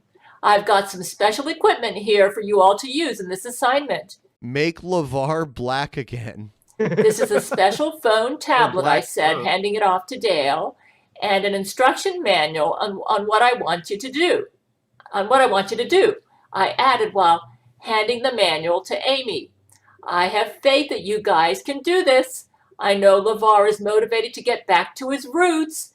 Got it, Mr. Spiner. LeVar was on the show Roots back in the day, and he played like an African sold into Kunta slavery. Kinte. Yeah. Oh Yep. wow. Amy Your said. name is Toby, boy. This is leading towards penises, isn't it? Yeah, he was. Yeah. That was his first big role. When they first started The Next Generation, LeVar Burton and Will Wheaton were the two most famous like TV and movie actors on there. People who weren't familiar with Shakespeare didn't know who Patrick Stewart was at the time. And crooned, flapping his one retarded hand in response. I don't know what's happening, Dale replied with worry. Good. I'm trusting you with my best black friend. So make sure he stays safe. Most importantly, help him find his blackness again. Oh, and I said, almost forgetting. It's before like the you go, Cowardly Lion here losing are your his Make courage. LeVar black again. Yeah. You know. Somebody And needs to commemorate animate these. hats. I placed a hat on each of them before herding them out of the room and waving them off. It was time for these birds to fly. Amy, Dale, and Ann all piled into a black limousine. Being partially retarded now made N much more capable at menial tasks, so he was in the driver's seat. In the back seat, Amy carefully read the instruction manual I had given her, Make Gail the new host of Reading Rainbow. while Dale fiddled with the tablet. They're talking about having LeVar Burton be the new host of Jeopardy, right? People want that. Yeah, I don't know if I've seen like petitions and stuff to make that happen, and I don't know if the network is going to do it, but maybe. Yeah, it's up to them to make that decision, but I would watch it. Yeah, I mean, I can see him do it. You know, he's a professional actor. They got Drew Carey to do Price is Right, or no, what show was it? Whose Line? One of them fucking shows. Price is Right. Yeah, he took Bob Barker's place. Because I remember that the guitar player from Killswitch Engage was randomly on Price is Right once. He just runs down out of the stands. I'm like, is that Adam Derkowitz? That's holy hilarious. fuck, it is. It's like an LA like thing when you're down there, you're in a band or you're in something, you go to Price is Right, and they pick people specifically in a line before Price is Right starts to be the ones they call up. Yeah, there's a documentary. There's a documentary about this dude that like hacked the Price is Right and like helped someone get the showcase. Like if you pick the showcase down to the dollar, you win both showcases, and it had never happened before. And this fucking crazy like savant guy met people in line and like helped hack the Price is Right. There's a documentary about it. Sorry. Is it down to $1? I thought it was down to $100. Is it? Okay. I thought if you like get within super $100. accurate though. Like it's got to be very, very accurate, and you win both. Yeah, I think that's happened. I've seen it happen before. So like when I was young. But the idea is they have everybody line up outside of the venue before they go into the audience, and they have people that work for the show come out, and they kind of go down the line and talk to people and see who has that on-air element. You know, they might be interesting to pull up, and they put them on a list. So if you go through and you're talking to a guy who's in Killswitch Engage, he's gonna have like a story. He's gonna stand out. They're gonna throw you in. Hoop car, let's get that goal. Everybody, we're $45.46 away from being complete. This guy memorized like the items on there and memorized because there were variation. Like they had some of the same similar items, but there were small variants between them. And then he also figured out where they were getting their pricing from, and he memorized all of the pricing. So like if there was like a chair, there were like 2 chairs and one was slightly priced higher, he would memorize all of that shit. And he would memorize how to win all the different games, like the odds. He was a computer programmer, so he was like really good at like thinking ahead and like, you know, figuring that kind of shit out. You'll do that a lot when you do machine learning and programming and stuff. He had gotten like banned too. Like they didn't want him on the show anymore. So he was like, you know how the audience can like yell answers to people? He was in the audience yelling like the 100% correct answers to the people. Like the only thing he couldn't help you with was spinning the wheel. Puking dog got $20. Yep. Thank you so much. We're almost there, 96%. I like how the other dog's like, fuck.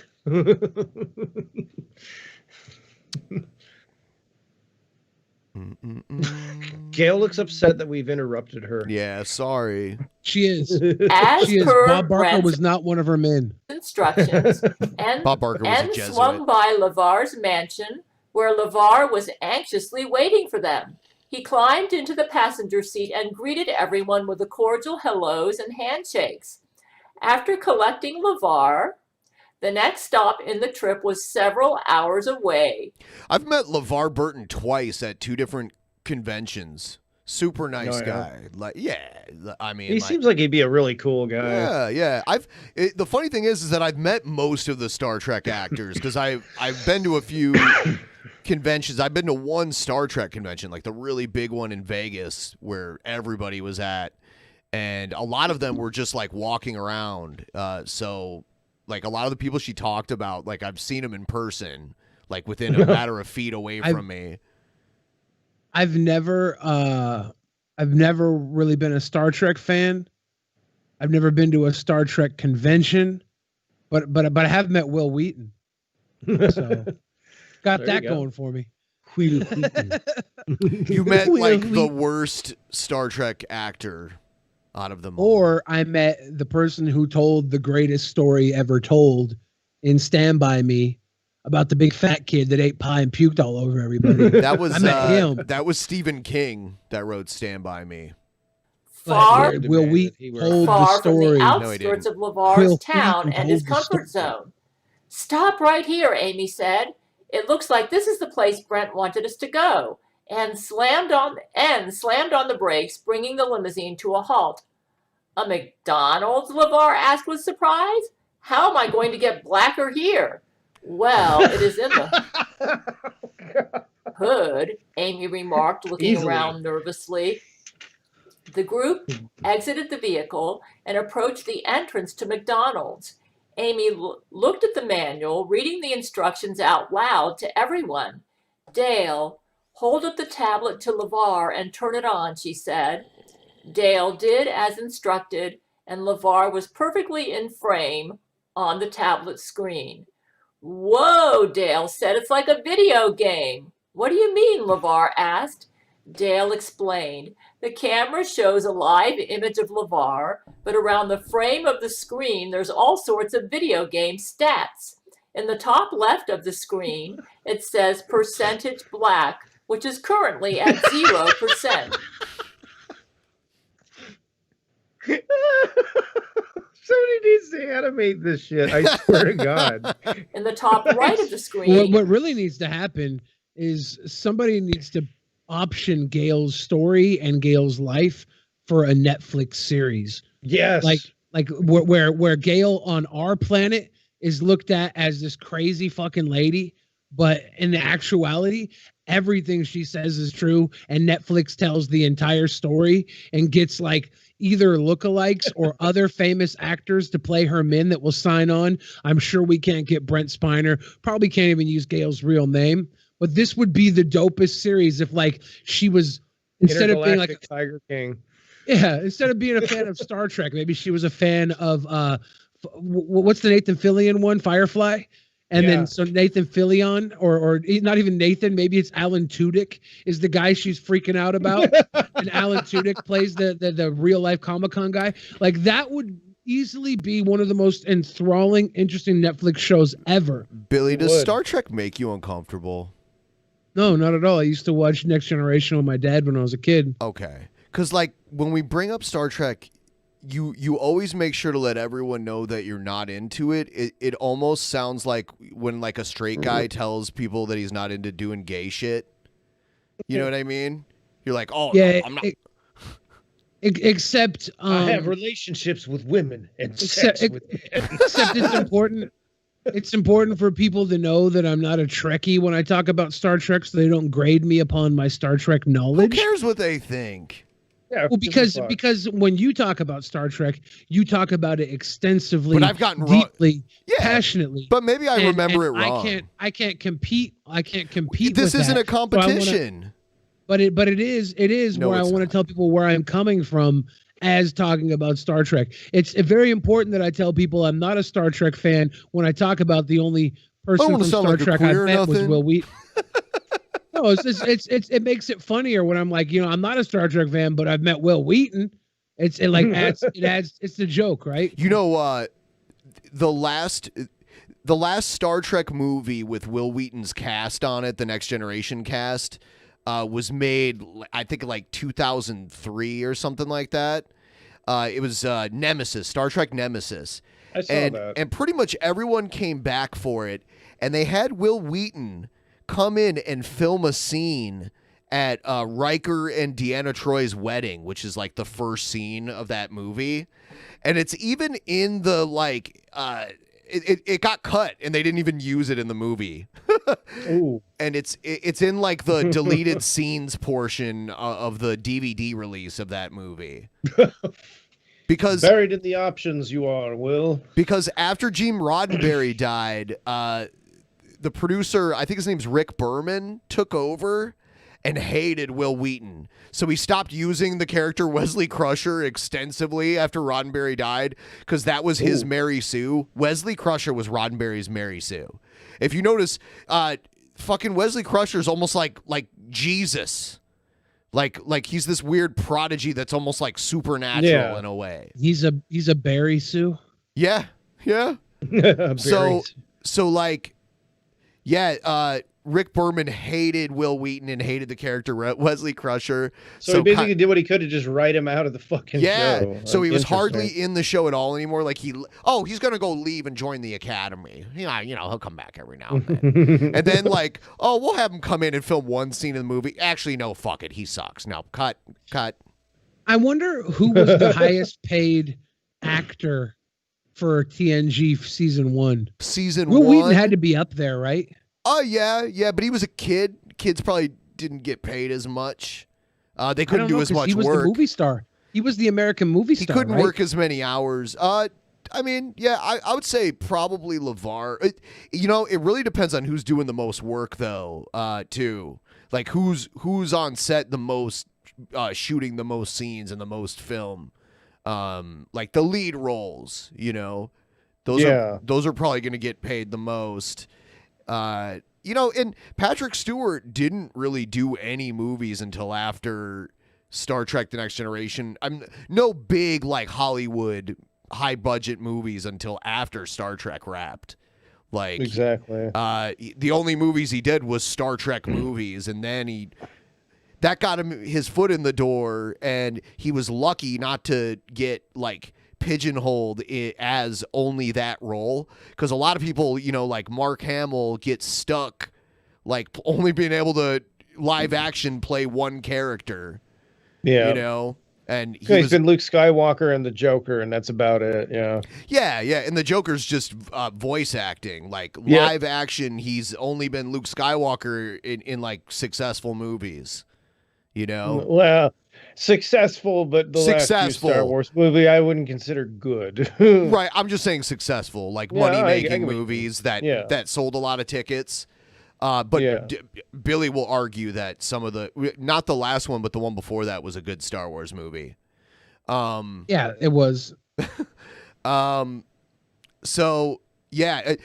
Actually, though, Mark Hamill did a series of movies based on a Japanese anime in the early 90s called The Guyver. Yep, Guyver. He turned into a cockroach. Yeah. It was fucking random. Yeah. And it was weird that he was in those because, it's a good series and it's an interesting movie. I was just surprised that he was in those. I saw those years ago. Patrick Stewart did do Excalibur and Dune before TNG, but that wasn't the lead role. He was just like a secondary character. The weirdest thing I think he did, besides Dune, because it's weird, before Star Trek, was a movie called Life Force, and it was really it's like a B movie that was made by the people who did Star Wars and Alien on a huge budget.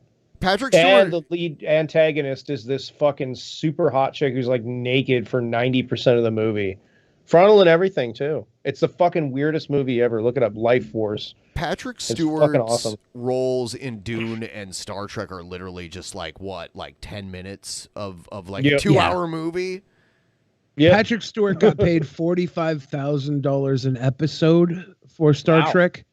So I was looking for any monetary value for Wesley Crusher or Will Wheaton or whatever getting paid. I couldn't find anything season 1. I mean, I'm sure he got paid quite a bit because he was a movie star. He probably got paid well for a kid, but he wasn't in every episode, mainly because he was a kid and they couldn't. He was too young to work like a halftime schedule at that point. Yeah. He was being paid well for a kid that wasn't working as much as everybody else. Patrick Stewart was in every episode and was normally the main character of every episode, but sometimes it would be Data, sometimes it would be Riker, sometimes it would be Geordi. So, but most of the time, I wonder what percentage.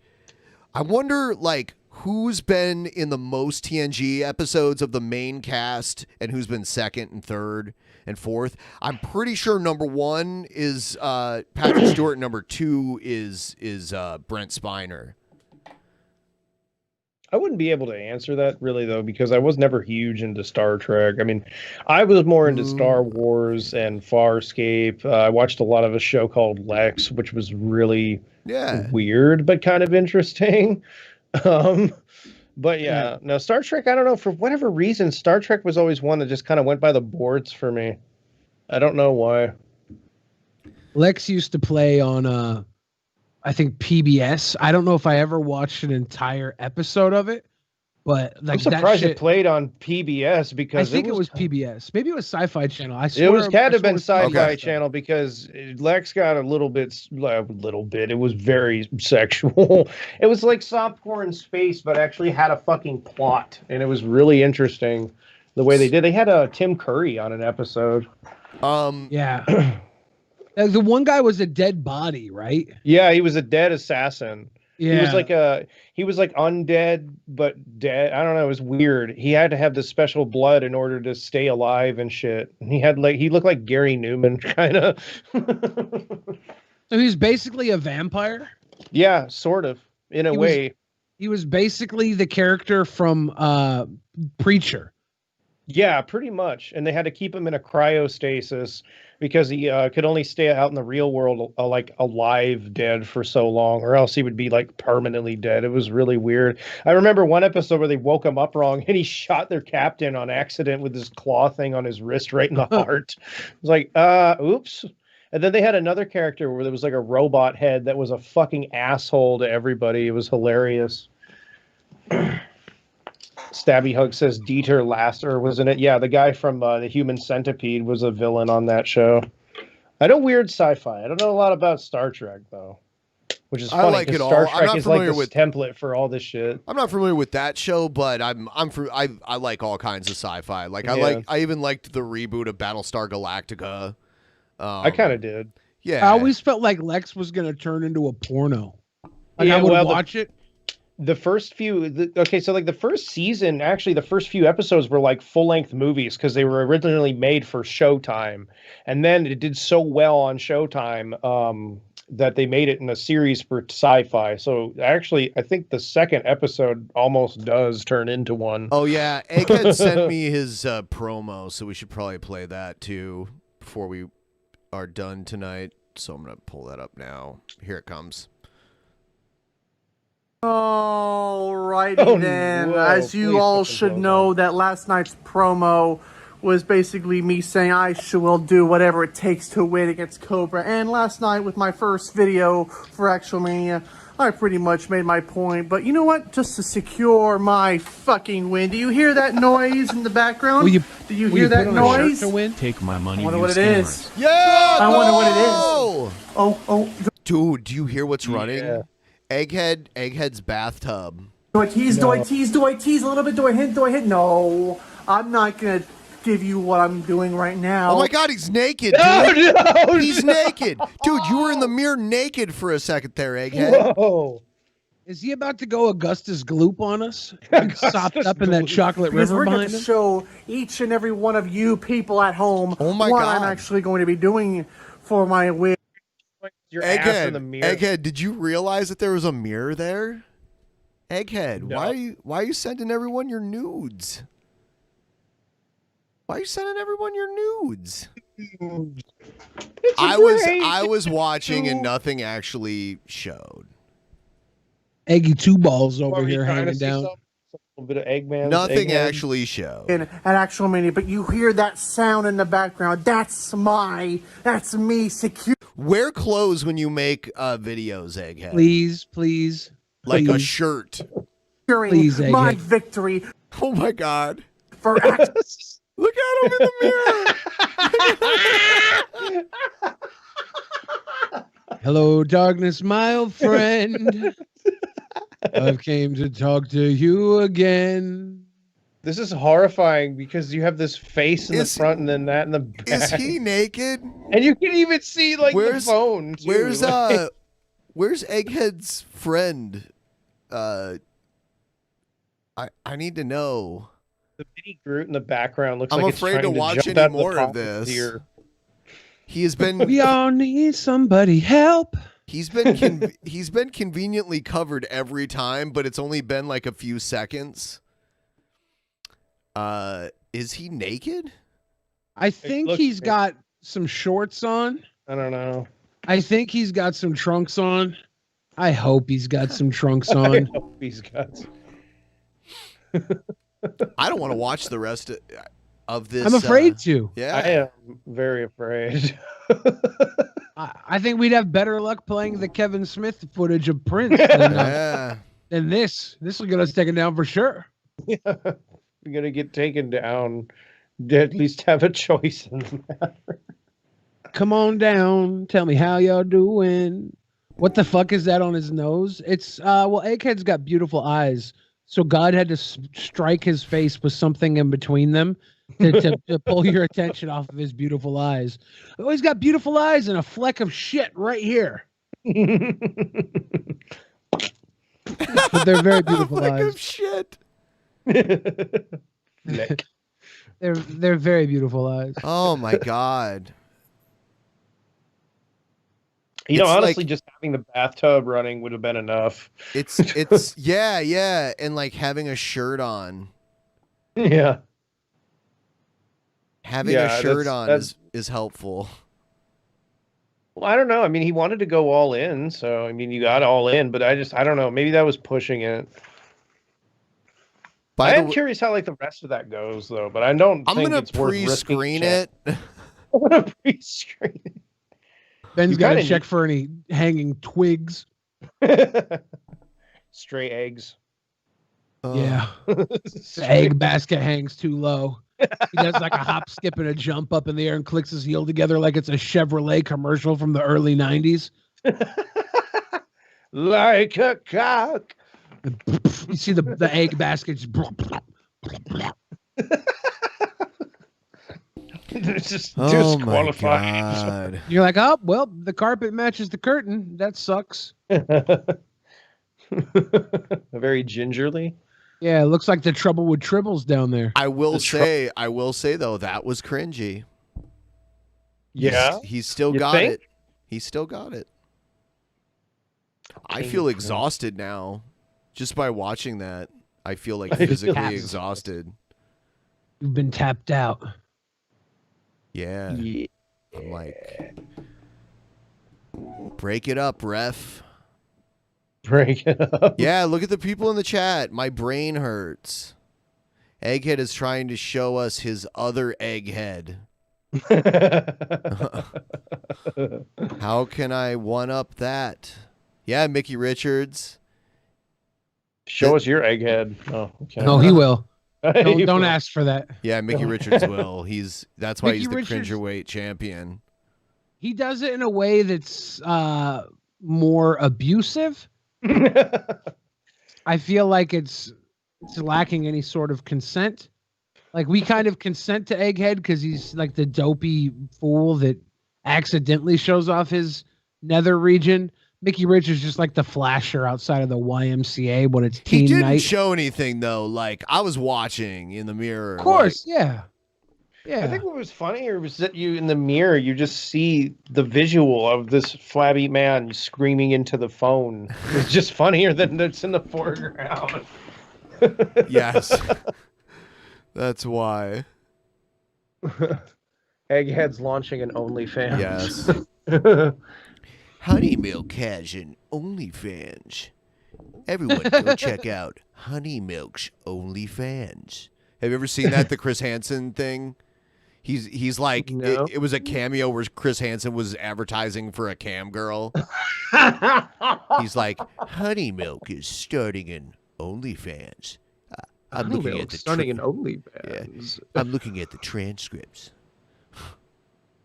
I'm looking at the transcripts, and her content won't get you 5 to 10. Right. I like how Chris Hansen referred to all the victims as his was it his daughters or his girls or something? Yeah, it's kind of cringy, and it was also a little creepy. Like when that stuff started happening, I was kind of done with the whole thing. I'm just like, yeah, okay, I did what I needed to do. But then, it just started falling off into the Davi vanity shit and exclusivity. But he would say shit like that. And I'm like, yeah, but you also threw all these people completely the fuck under the bus, too. Yeah.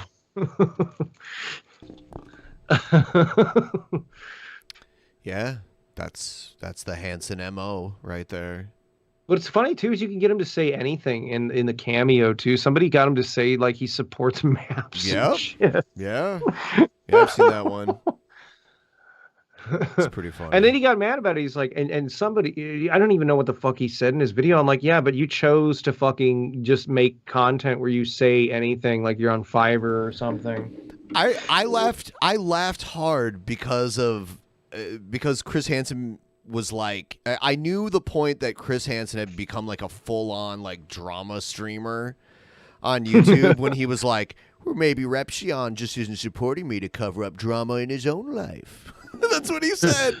I'm like, oh my God.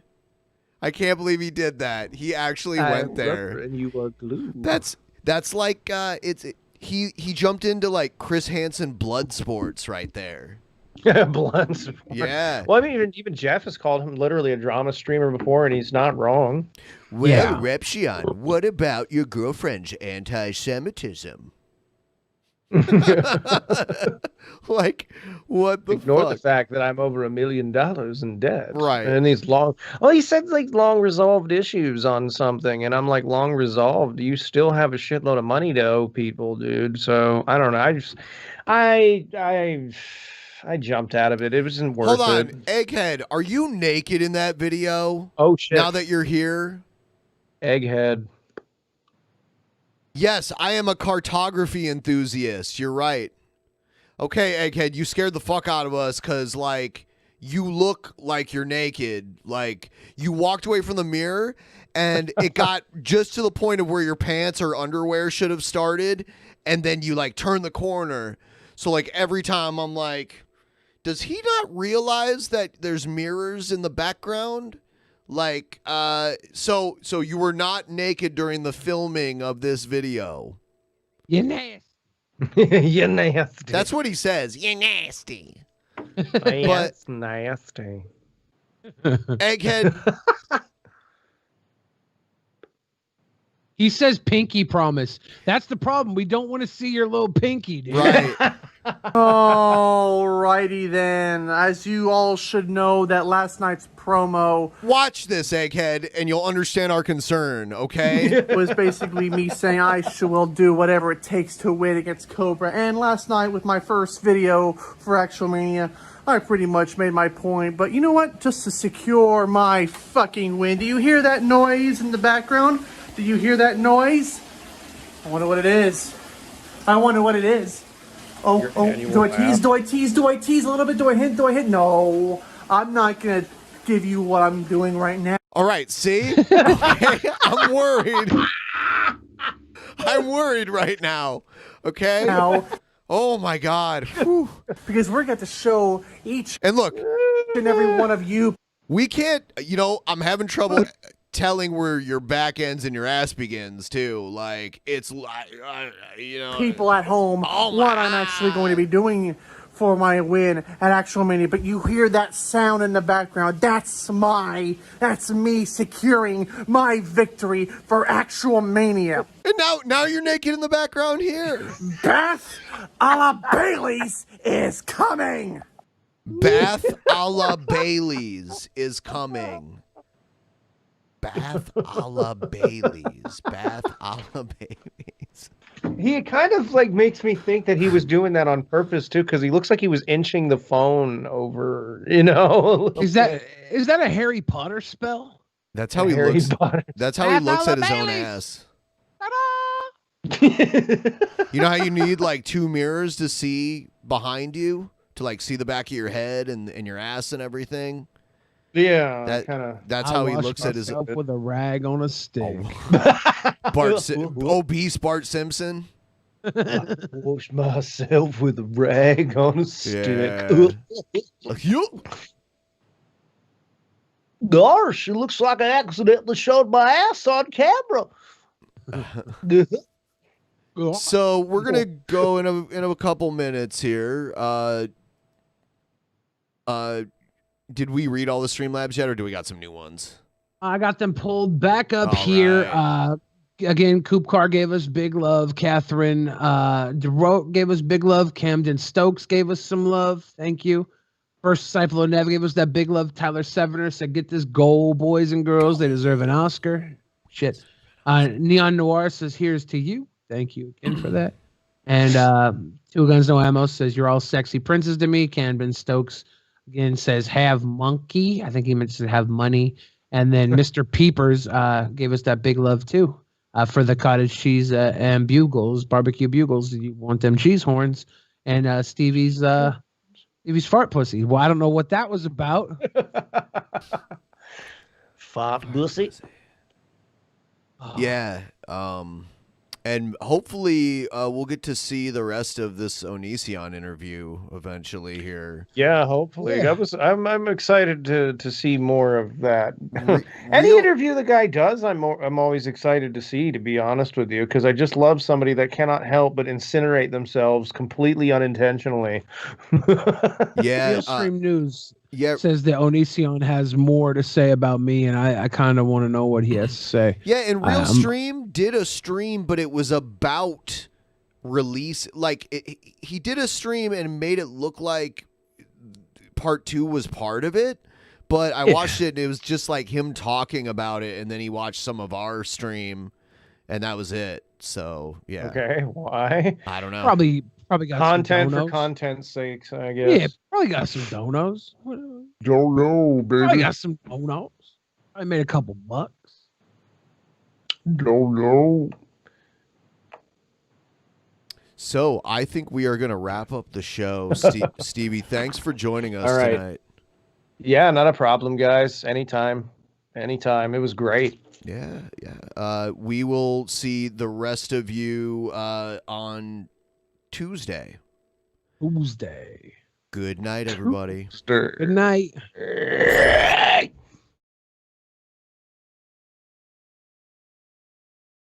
In the beginning, there was nothing. And then there was the Drunken Peasants Podcast. Drunken Peasants. Drunken Peasants. Drunken Peasants. Drunken Peasants. From the strangest corners of the internet, gonna get TP'd by Billy and Ben. You know where you can find them at. Get ready, cause they're gonna kick your... Drunken Peasants. Drunken Peasants. Drunken Peasants. Drunken Peasants.